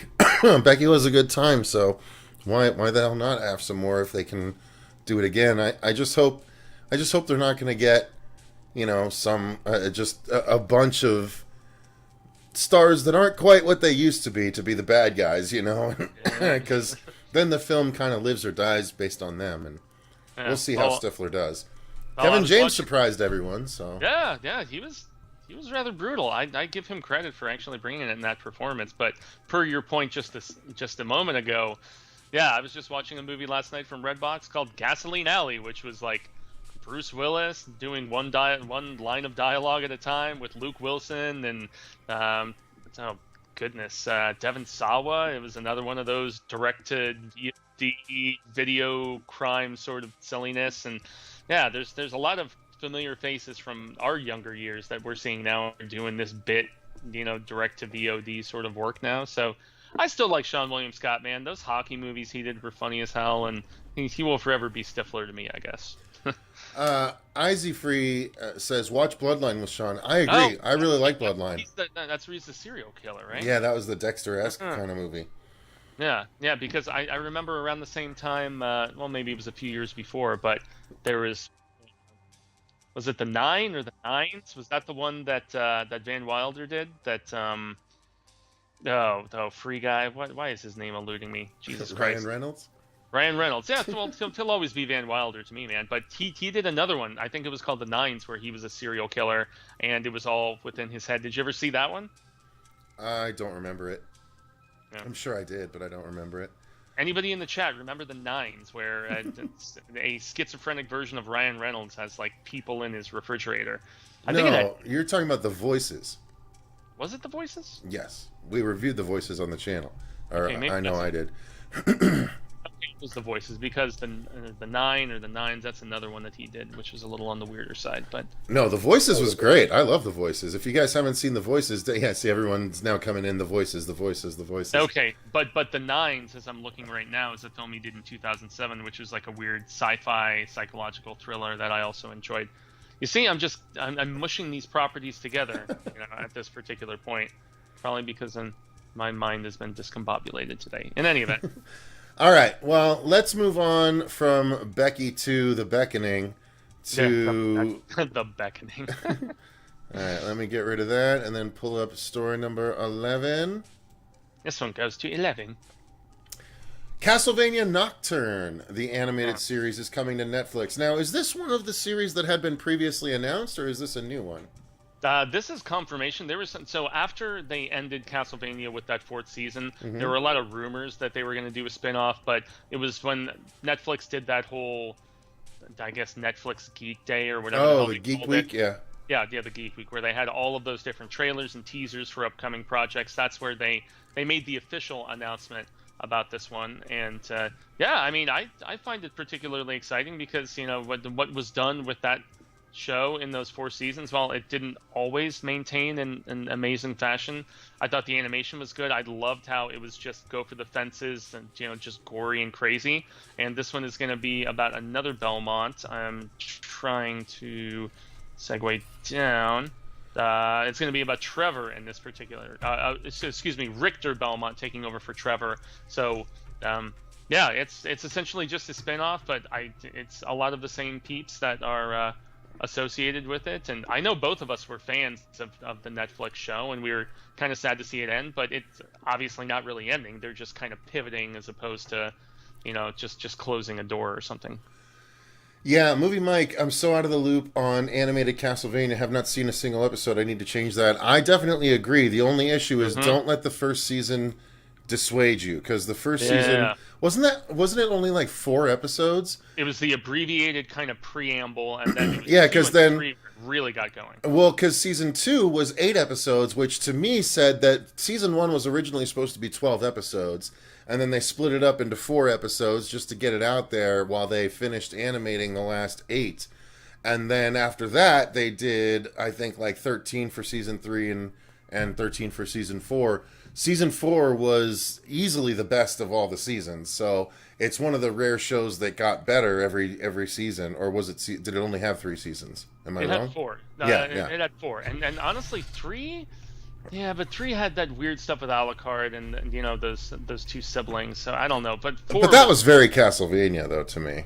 Yeah, very much so. And I mean, we could still have Alucard and Maria and some of these other people. Like, they could potentially show up even if we have a different Belmont at the forefront of the storytelling. So I'm just glad that they're continuing with this sort of just very brutal R-rated animation, which has started to become kind of a staple of Netflix. And there is a very brief announcement trailer, although it's only like 40 seconds, so it's not really going to bring that much to the table. But just the fact that no, they didn't just like cut off the property and they're abandoning it. They are just expanding it and pivoting it, like I said. So I'm excited for this. It's presumably sometime in the spring of 2023.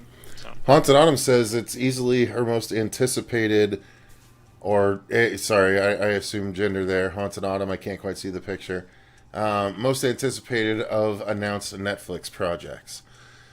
So I'm excited about it. Again, like you said, the fact that they're really focusing on the R-rated animation, and again, I loved that first. One of the reasons I love that first season so much is because of that first episode when Dracula's demons attack the whole town, and I was like, holy shit, this is awesome. Like, what it reminded me most of was the HBO Spawn series.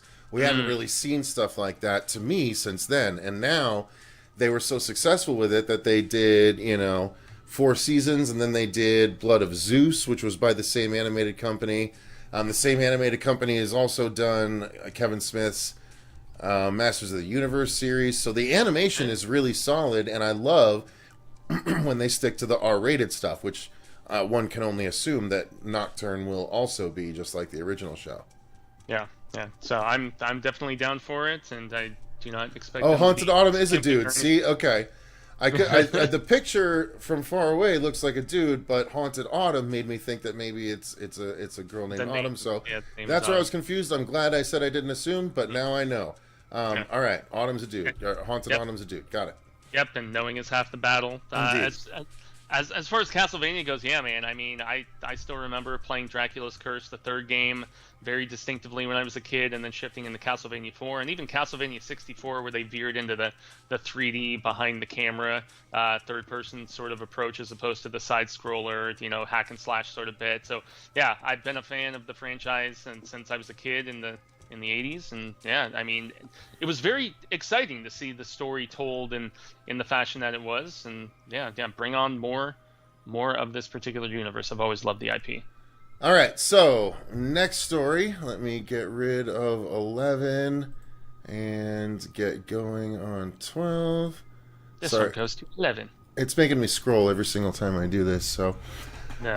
All right, so story number 12. There's a new Creepshow 4-issue comic book series launching this coming Halloween.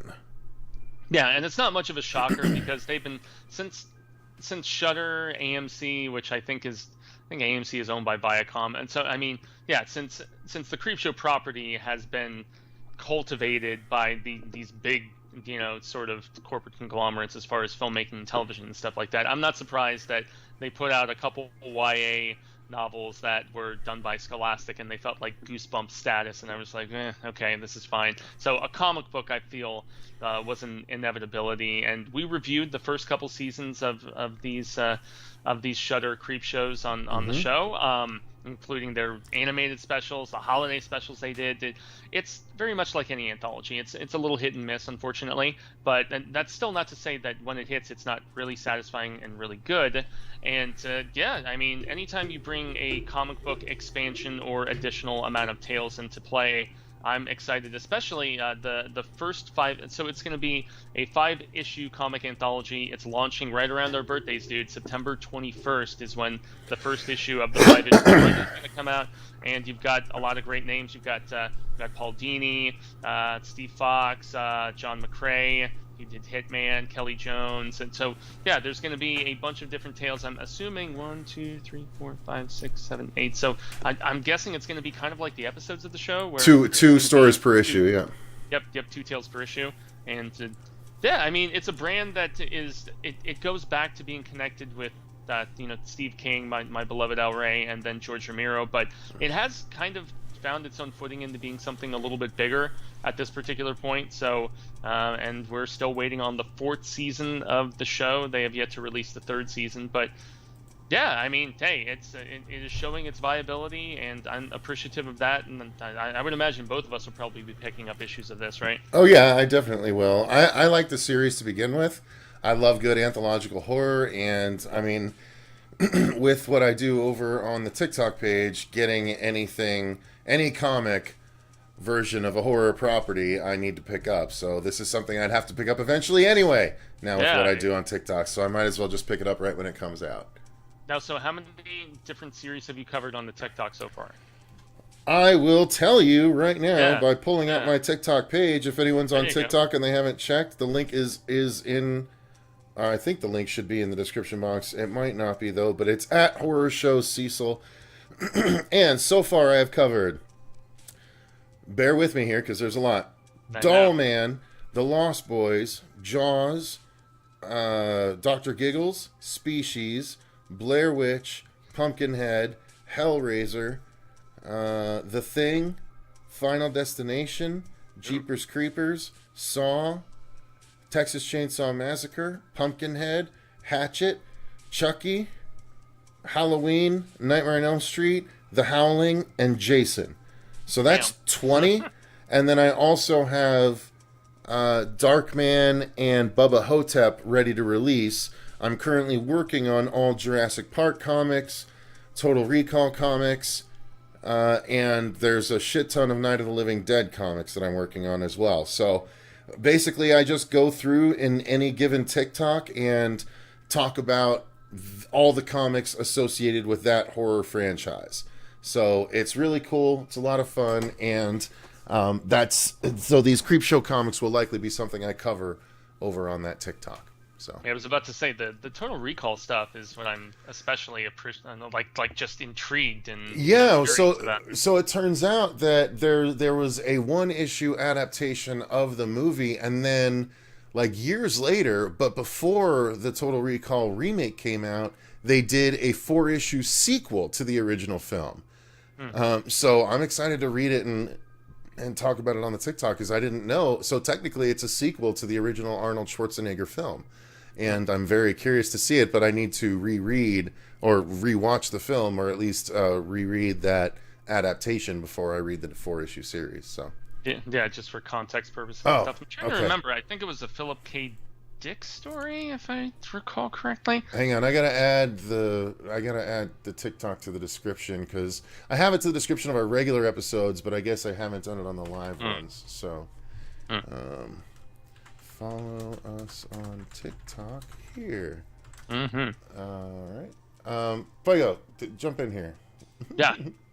No, yeah, man, Total Recall. I never saw the remake, unfortunately. I remember Colin Farrell, maybe Timberlake's wife was in it, girl from Seventh Heaven, whose name is eluding me at this particular point. But yeah, that's one that I need to at least get back around and give a proper look to. But I mean, Paul Verhoeven he had such a distinctive approach to just the excess and kind of the graphicness of his science fiction, even when he did Starship Troopers, I mean, RoboCop, Total Recall, he really set a precedent for himself. So it makes me wonder if the adaptation will be leaning more to that or more so to Philip K. Dick's source material. But I have a sneaking suspicion it'll probably be more so that seminal Arnie film that I love so goddamn much, man. See you at the party, Richter! One of his favorite lines. So yeah, I just put the link to the TikTok in the description box, and I dropped it in the chat. If anyone's interested, go ahead and go over there and follow me to hear all of these TikToks, because that's the thing. I'm guessing a lot of you people didn't know that there were, Species comics and Dr. Giggles comics and Hatchet comics and all that shit. And then there were 40 Freddy comics, 40 Jason comics, I think over 100 Hellraiser comics. There's going to be like 60 Night of the Living Dead comics. It's crazy how many there are, and I talk about each and every series that exists. So very, very worth your time if you're interested in the legacy of all these horror characters that we love so much. You know what I mean? Yeah, and I really dig those first 2 Species films. I know they made like 2 other ones, but I mean, is it exploring her character? So the first series is an adaptation of the first movie. The second series is a separate sequel to the first movie, where it's a male, like basically a competing pharmaceutical company builds their own alien based on the hybrid information that the aliens send to Earth. And so a male version is out there. And the problem is, obviously, it's a lot easier for a male to procreate with many Earth women rather than Syl only being able to produce one alien at a time via herself. It Right. makes me So wonder if that came out before the second film, because remember the second film was about the astronaut who was going around right. impregnating and being Right. crazy. Yeah. I that's Mm, it wasn't exactly the same thing because Syl didn't come back. It didn't have to do with mm. Eve or anything like that. Yeah, yeah. So Oh, that's um, right, because Henstridge was playing a different character in yeah, the second Eve. film. Yeah, I forgot about Exactly. Yeah. that. The second and third briefly. She dies at the beginning of the third. So but yeah, so anyway, Cool. all Yeah. that's over on the TikTok, but yeah, Creepshow Nice. comic will be covered over there soon enough. So let's move on from that. Sweet. We are rounding the final couple corners of the race here. Indeed. But it's been good. It's been good to catch up because we've been behind on these news stories. So Yes. And so this is one that, I mean, obviously Bruce Campbell's name being associated is what is really pushing this to the forefront of being a story on Bloody Disgusting, but I don't really know very much about Sergeant Rock, as I'm looking at the story right now. Is apparently a character that was created in, 1959, and it he's appeared old. in a DC anthology, but he was rebranded in the 80s as this Sergeant Rock character after being originally called, well, the issue was called Our Army at War, and so on and so forth. Character became so popular in the 70s that our Army at War series was renamed Sergeant Rock. It's obviously a filter. But this is definitely one that I would imagine that Bruce had an affinity for growing up, hence wanting to actually, take the reins and write a run of it himself. It seems like it's going to be a limited series. It's entitled Sergeant Rock versus the Army of the Dead, and just seeing what he is doing post Ash and some of the roles that he is taking, and some of the pursuits that he's going through with, I think it's very exciting. Written by horror icon Bruce Campbell, art by comics legend Eduardo Risso. Not sure. So he's done 100 Bullets. Which I loved. Yeah. I loved 100 Bullets. Or at Yeah. least the volume when I read it. So, Yeah, he did. I mean, he did all the volumes of 100 Bullets. He's done more recently. He actually did. So the thing that everyone refers back to so you know how they did Flashpoint. The Flashpoint Batman series is when they introduced the idea of a different Earth where, well, someone has done this before, but in the most recent reality where Bruce was killed and his dad became Batman and his mom went crazy after Bruce died and became the Joker in that reality. And so that is the shit, I forgot. So Risso drew those 3 issues that basically created that, and that Batman is now a lot of people are thinking that it would be really cool to in the Flash movie, right? Because they're doing Flashpoint, to show that Batman and have Jeffrey Dean Morgan come back and play that Batman because he was Batman's dad in the Scott Snyder movie. Yeah, that would be, if they got Jeffrey Dean Morgan to play that version of Thomas Wayne, the unhinged one, that because he carries guns and he shoots and kills criminals.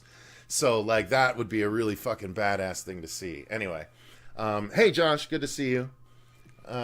So anyway, so as I'm looking a little bit more about this, because Cecil is much more of a current comic collector than I am, as I always give reverence in that regard. But so DC, from what I'm looking at in this story, they've had a line called DC Horror Presents for a little bit. Yes, and it entailed Soul Plumber, whatever that is. But the one that I know you talked to me about was The Conjuring. The Lover, which was a prequel to the most recent movie, right?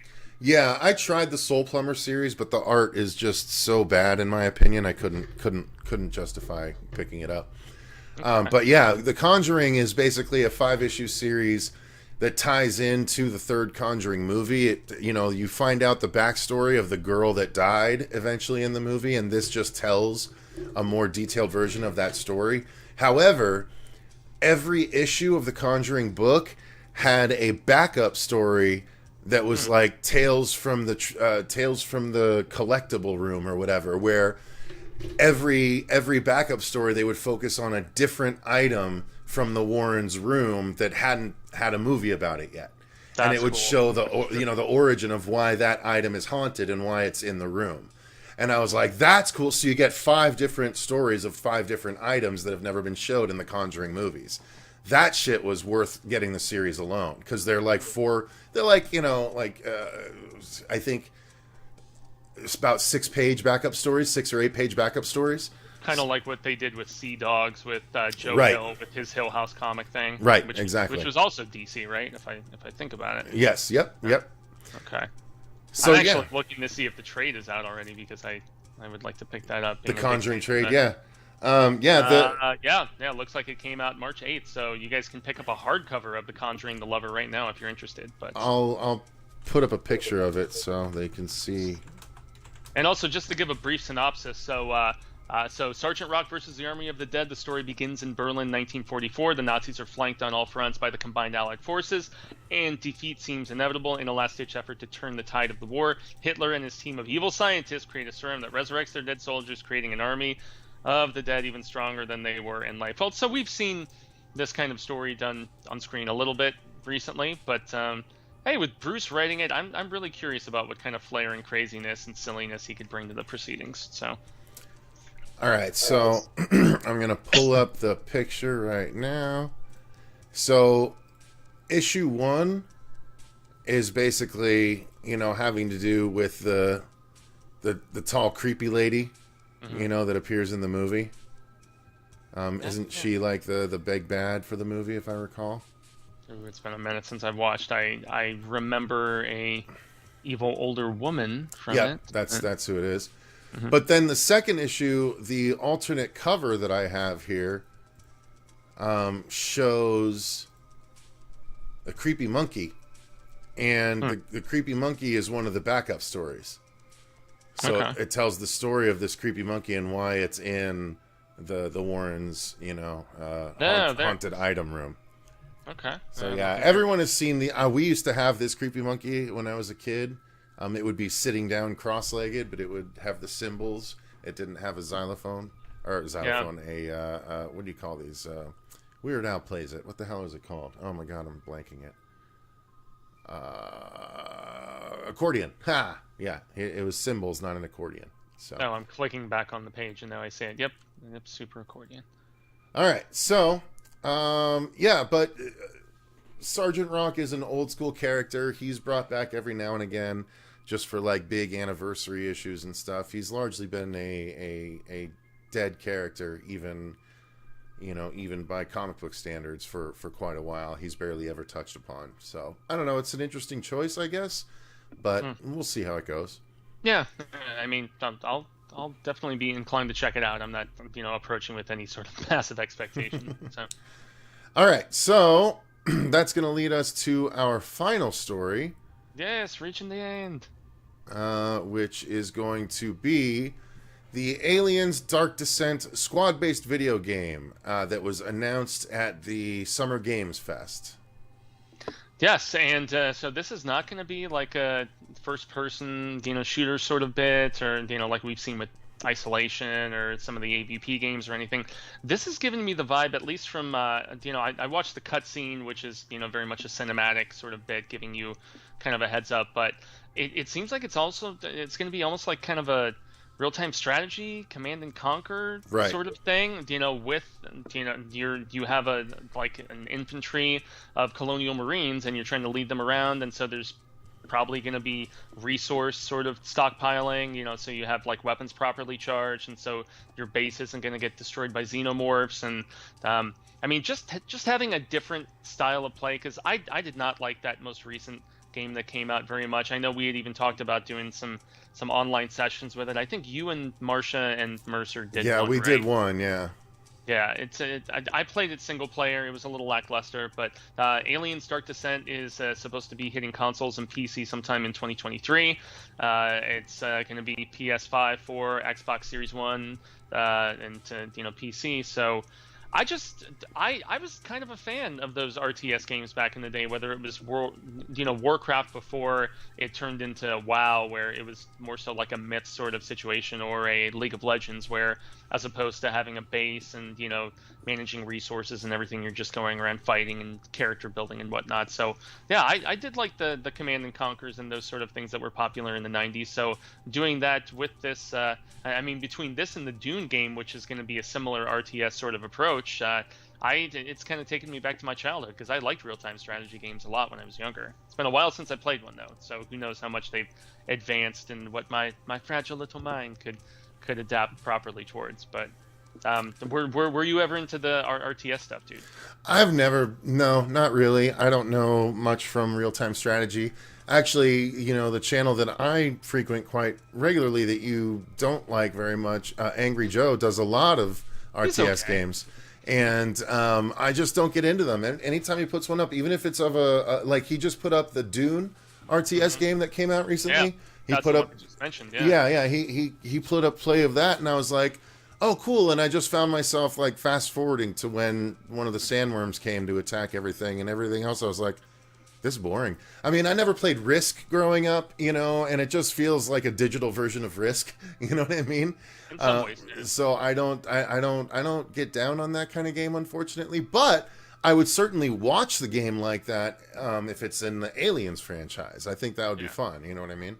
Yeah, and as far as laying groundwork for storytelling, like the cutscenes look terrific. But I mean, as far as actually, our RTSs, from my experience playing them growing up, dude, is they were as much as RPGs, where you most definitely had to dedicate a shit ton of time to all kinds of different things. I mean, did you even play StarCraft? That's probably one of the most. Okay, yeah, because I played the hell out of that too. So it's just lots of lost hours, and if you have a family or if you have other obligations, and when you can get lost in these sort of things, I mean, it's just as enticing if you're into that sort of gameplay as some of those big open world stuff that you've talked to me about enjoying so much.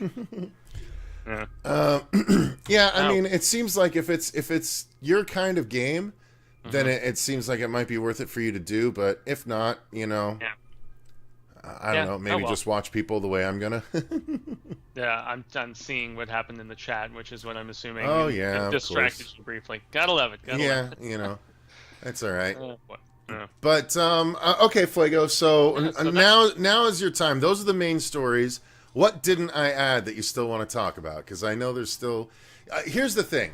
You do add some things that aren't necessarily horror. There was one. Hang on. Where's the one that I think I threw my paper away, but there was one I crossed out that was expressly not horror, but the Joker 2. So yes, there's rumors that Lady Gaga has been approached to play Harley Quinn in Joker 2, and some might ask, why would Lady Gaga play Harley Quinn when Margot Robbie's been doing it? First off, it's a different universe, right? They're doing the multiverse thing, but second of all, they're thinking about making Joker 2 a musical, and if that's the case, then making Lady Gaga Harley Quinn makes all the sense in the world, especially for the vibe that the director has set up at this point. Yeah, I have mixed feelings about it. I wasn't quite as over the moon about that Joker movie. I really enjoyed Joaquin's performance in a lot of ways, but like the script, and it was, I don't know, it was one of those burden of expectation. The hype was so hardcore for it, and I just know a lot of other YouTubers, and Jeremy Johns, who just adored it and thought it was so fantastic. But Gaga makes sense. So, from a standpoint of if this is the direction that you want to go, even though I thought her Top Gun song kind of sucked and I didn't really care that much for it, she has proven herself with the Gucci movie, even though she was like a total scummy big time B in that movie, social climbing, whatever. She was good in the House of Gucci movie, and I thought she was great in the Star Is Born flick. So she's shown that she's got some acting chops. She was from a horror standpoint, she was in that hotel season of American Horror Story, and I thought she was one of the better aspects of that show, even though it might be, in my estimation, the weakest season of American Horror Story was the hotel season. So if they're going to maintain our rating, and if they want that musical sort of interplay, it just really makes me wonder what Margot thinks. But then again, after the Birds of Prey movie, Margot was saying she wanted to take a break from the role anyway. And so if with Flashpoint and all the bullshit going down with Ezra right now, they are very much establishing separate, worlds and universes and stuff, I think it does make a lot of sense, and she looks the part. So I mean, we're getting some pushback on the musical thing, and I do understand that, but how interesting would that be? And it's not, I don't feel like making it a musical is outside the realm of possibility, again, for the universe that Todd Phillips has set up. The whole first movie Like, there were whole aspects of the first movie where we were lied to by our protagonist as an audience, where we thought he was hooking up with Zazie Beetz and having all this shit happen, and in actuality, it was all in his head. So who's to say? And not only that, but it was entirely a throwback to Taxi Driver. So who's to say they don't make this like a throwback to like Singing in the Rain, you know? And it's like the Joker is just having all of these, you know, waking dreams where everyone is singing around him and he's singing with them and stuff. And that, believe it or not, as a comic reader for, God, 30 plus years at this point, that is Joker. Like, that, there is definitely a universe where that Joker exists. For sure. 100%. Oh, yeah. Even if it's never been portrayed in the comics, it fits. And this is Todd Phillips' version of the Joker. Already the first movie was different from any other Joker story we've ever seen. So let's, if we saw and liked what he did, let's trust the guy to see where else he can take us. Yeah, and I've liked Todd Phillips since he was doing goofy shit like, you know, Old School and Road Trip. I wasn't so big into the Hangover movies, but, you know, Due Date was good, and I liked the Weapons movie he made with I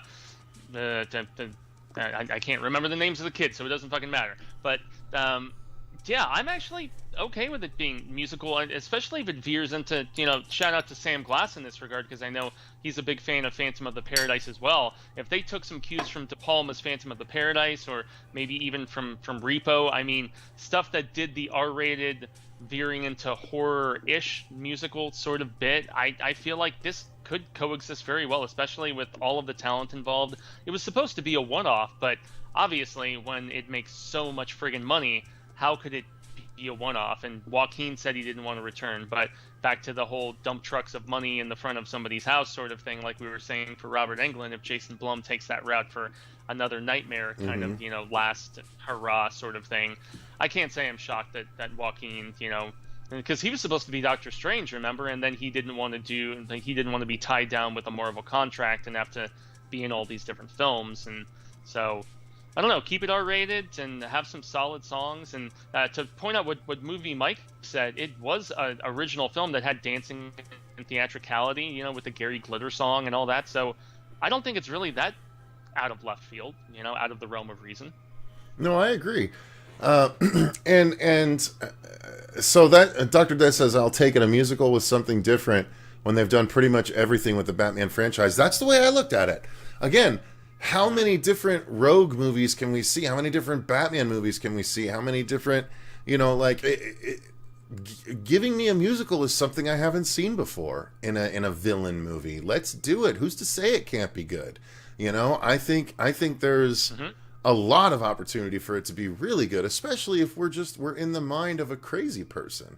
It makes all the sense in the world. It's just on the question is how well is it actually accomplished, you know? Yeah, and as Dr. Death says, you know, Margot was busy doing the Tank Girl remake, and she has that Barbie movie, and so she's got her hands in all kinds of other.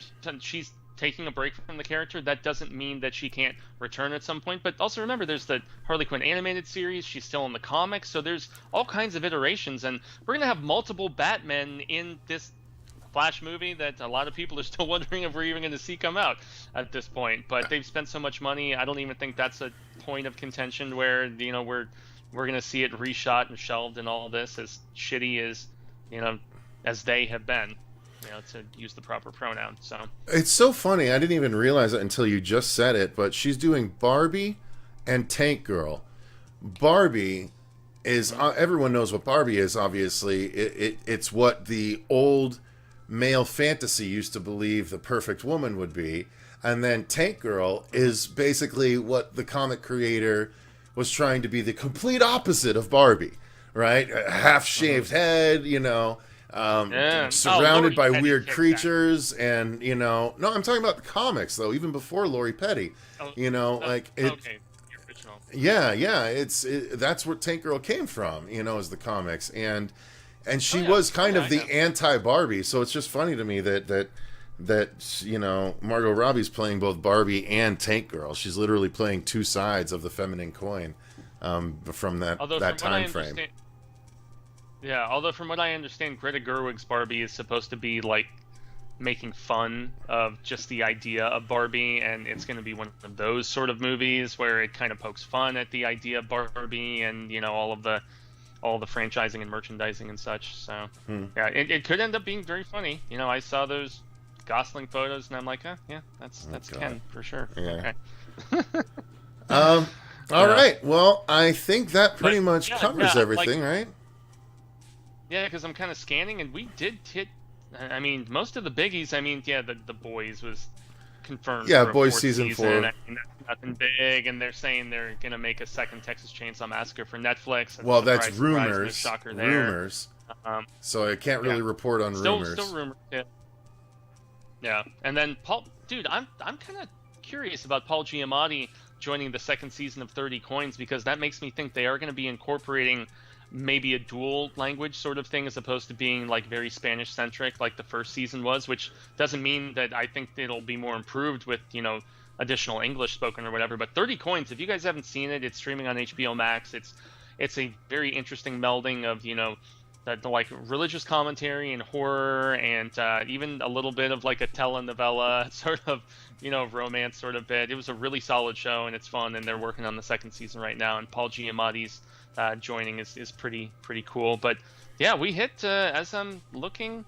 Hey, who wants to see another Lollipop Chainsaw video game? Aside from that, yeah, I think we hit pretty much all of it, dude. So Dr. Death says, just sitting here impatiently waiting for Tim Burton's Wednesday Addams series. I am really excited to see what he does with that. I love Tim Burton as a filmmaker, and I'm excited to see how that goes. Stranger Things in 5 days, says Movie Mike. I forgot. We're very close to that. Yeah. We will not be gathering to film next weekend because I will be out of town for the 4th of July. And the following weekend is Mad Monster, but we will likely be able to film on Sunday because I think we're only going the 1 day. So, just so you guys know, we might not be able to cover the Stranger Things stuff right away, but I will definitely be watching it.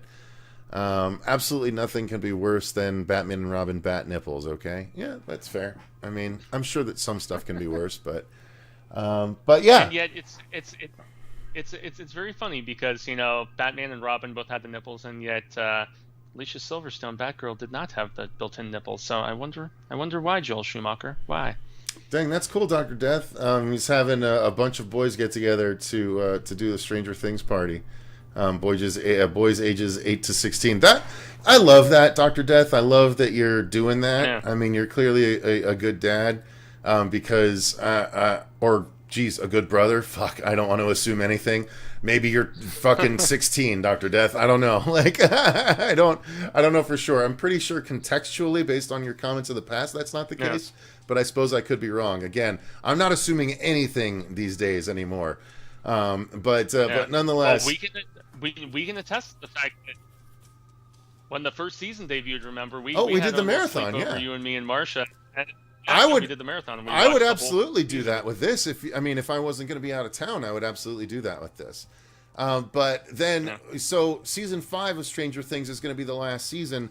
And then what I'm going to do is I'm planning to cover all of the Stranger Things comics on the TikTok leading up to the release of the 5th season, because there's something like 12 or 13 different Stranger Things series to talk about. So, Dr. Death is actually the family cat, Cecil. Don't assume his species.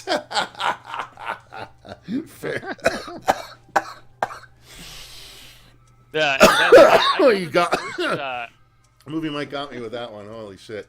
That's great. You're right. I shouldn't assume species anymore either. Holy shit. Yeah, and I had covered the first Stranger Things novel here in the channel, and we're trying to figure out schedule wise if I'm going to cover like Rebel Robin, which is Ethan Hawke and Maya Hawke. I'm like Uma Thurman, Ethan Hawke, Maya Hawke. Yeah, that's the name. So there's a novel about her. There's a novel about Max. It's called Runaway Max. There's another one about Harbor. So we're just trying to figure out where in the schedule we can plug those in, or maybe I could consolidate and do like 2 at a time. So we're going to try to get as vigilant with Stranger Things coverage as possible, because, I mean, hey, if Kate Bush is making all this goddamn money, why not get some of that attention? How awesome is that for her? Like, making millions off of a song that's 37 years old. And dude, she she owns all the rights to it because she wrote it, she produced it, recorded it, like everything. So she is just she's making like $500,000 a week from what I was seeing recently. It's nuts. Good for her though. So, someone who just brought it up, Dr. Death brought up, what we need is a good live action Poison Ivy. Dr. Death, if you didn't know, this past week they actually launched a brand new Poison Ivy solo series. I think it's going to be like 4 or 6 issues, but this is the cover. I just pulled it up. It's pretty cool because Poison Ivy has become pretty god tier in DC Comics recently. She's like uber powerful, like super, super powerful. And this is a new series starting her. Of course, it's a comic featuring Pride because currently in the book, or in the DC universe, Poison Ivy is dating Harley Quinn. So they focus very much on that for DC Pride. But yeah, if you're interested in Poison Ivy, definitely check out the book. All right, so let's see. Love the show, kids. Check out Spiderhead. Some good horror elements. Okay, yeah, I've been planning to. That's good. Hey, do you guys play Marvel vs. Capcom? Asks Adam. I used to when I was younger, but obviously it's not really around anymore, so not much. I mean, except for on retro things. I go all the way back to Saturn with the Japanese little upgrade where you had the cartridge that you would also put in the back, similar to what they did with N64, and that was Street Fighter versus X-Men. That was like how far back I'm reaching. So. I have been playing the Teenage Mutant Ninja Turtles Shredder's Revenge, though, the new Turtles game that released. Oh, I saw it's on Game Pass, and I had like. Oh, is it really? At least, yeah, it's on Game Pass, and I stopped my Game Pass like a month or two ago because I just wasn't really playing anything, and I was trying to, cost cut here and there. Damn, I didn't know it was on Game Pass. Yeah, I'll play that shit with Marsha and we can play with 6 people. We should do that sometime. No, I would love to play it. Okay, well let's arrange that. I didn't know it was on Game Pass. I'll download it, and then we should arrange a big Let's Play. That'd be fun. Because everyone can play even when they're with COVID. Man. Yeah, I was gonna say Turtles in Time and Turtles 2 the arcade game, Turtles 3 the Manhattan Project on NES. Well, they're coming. So they're putting out a game later this year that's all 13 of the original Turtles games in one package.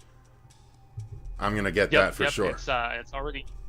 Yeah, I have it saved in my Amazon, and actually, I think it was available digitally a few years ago, and it was one of those little window releases where it was like briefly available to just download from the Xbox store, and then it was gone. And yeah, now they're gonna give it a physical console release, which is kind of cool. So, what did you think of Shredder's Revenge? I've played through about 6 levels so far, Movie Mike, and it's awesome. It's so nostalgic. So nostalgic, like the old games. Dr. Death says he's 41, and my son and I beat Shredder's Revenge in 2 days. Fuck yeah, Casey Jones. That's awesome. Nice. Oh, Casey Jones is available? Yeah, that's the thing. Like, you start off being able to play as the 4 Turtles or Splinter or April, and then if you beat the story mode, you unlock Casey. So, nice. Yeah. Well, I mean, in that first movie, dude, like, Casey Jones is my dude. All right. So, all right, guys. Well, I think we've been going for just over 2 hours. Thank you all very much for watching. We greatly appreciate it. Trying to get back on a normal schedule. The stuff we have coming up is I've got the first part of our Robert and I sat down and did a flip through of the Halloween art book. So part 1 of that is going up soon. We have a foreign snack taste test that I think I'm going to put up the Sunday of 4th of July weekend, and then a Mountain Dew taste test, which I'll be putting up soon as well. And then one other episode too, Fuego. What's the other episode that we have ready to go? Are we talking about me on Tuesday, my hail, or are we talking something different? Oh no, I also have the horror franchises panel to put up at some point as well. Oh yeah, which is audio only, right? Based on some of the technical Yeah, issues but I added a little bit of visual flair to it and stuff. So okay, it's got some stuff going on while it's playing. Cool. Yeah, guys, if you missed our episode on Friday talking about Gatlop, the movie that's now available on VOD, definitely check it out because it's a movie that's definitely worth your time for sure. Yeah, one of the actors liked my tweet about it, which is cool. So nice. Oh, the one just from yesterday? Yeah. Oh, cool. Mm-hmm. Which actor was it? It was the guy who had the breakup in the movie, and then all of Oh, his friends were the having lead, to get okay. together because, yeah. Nice. Yeah, so he liked it. Yeah, which was cool. Right on. Yeah, spread the word about that one. It's available right now on VOD. And then the Tuesday episode of Hail the Stephen King is going to be a 15-year anniversary celebrating 1408, the John Cusack and Samuel L. Jackson adaptation of Cy King's short story. So yeah, that's going to be a fun discussion as well. So. Right on, guys. All right. Well, thank you very much for watching. We greatly appreciate it. Thank you to all of our patrons for supporting the channel. We greatly appreciate you guys as well. Very, very much so. Until next time, though, I've been Cecil Laird. And gracias up in Jaime Fuego. And remember, stay scared. Stay scared. What did I do? I don't know.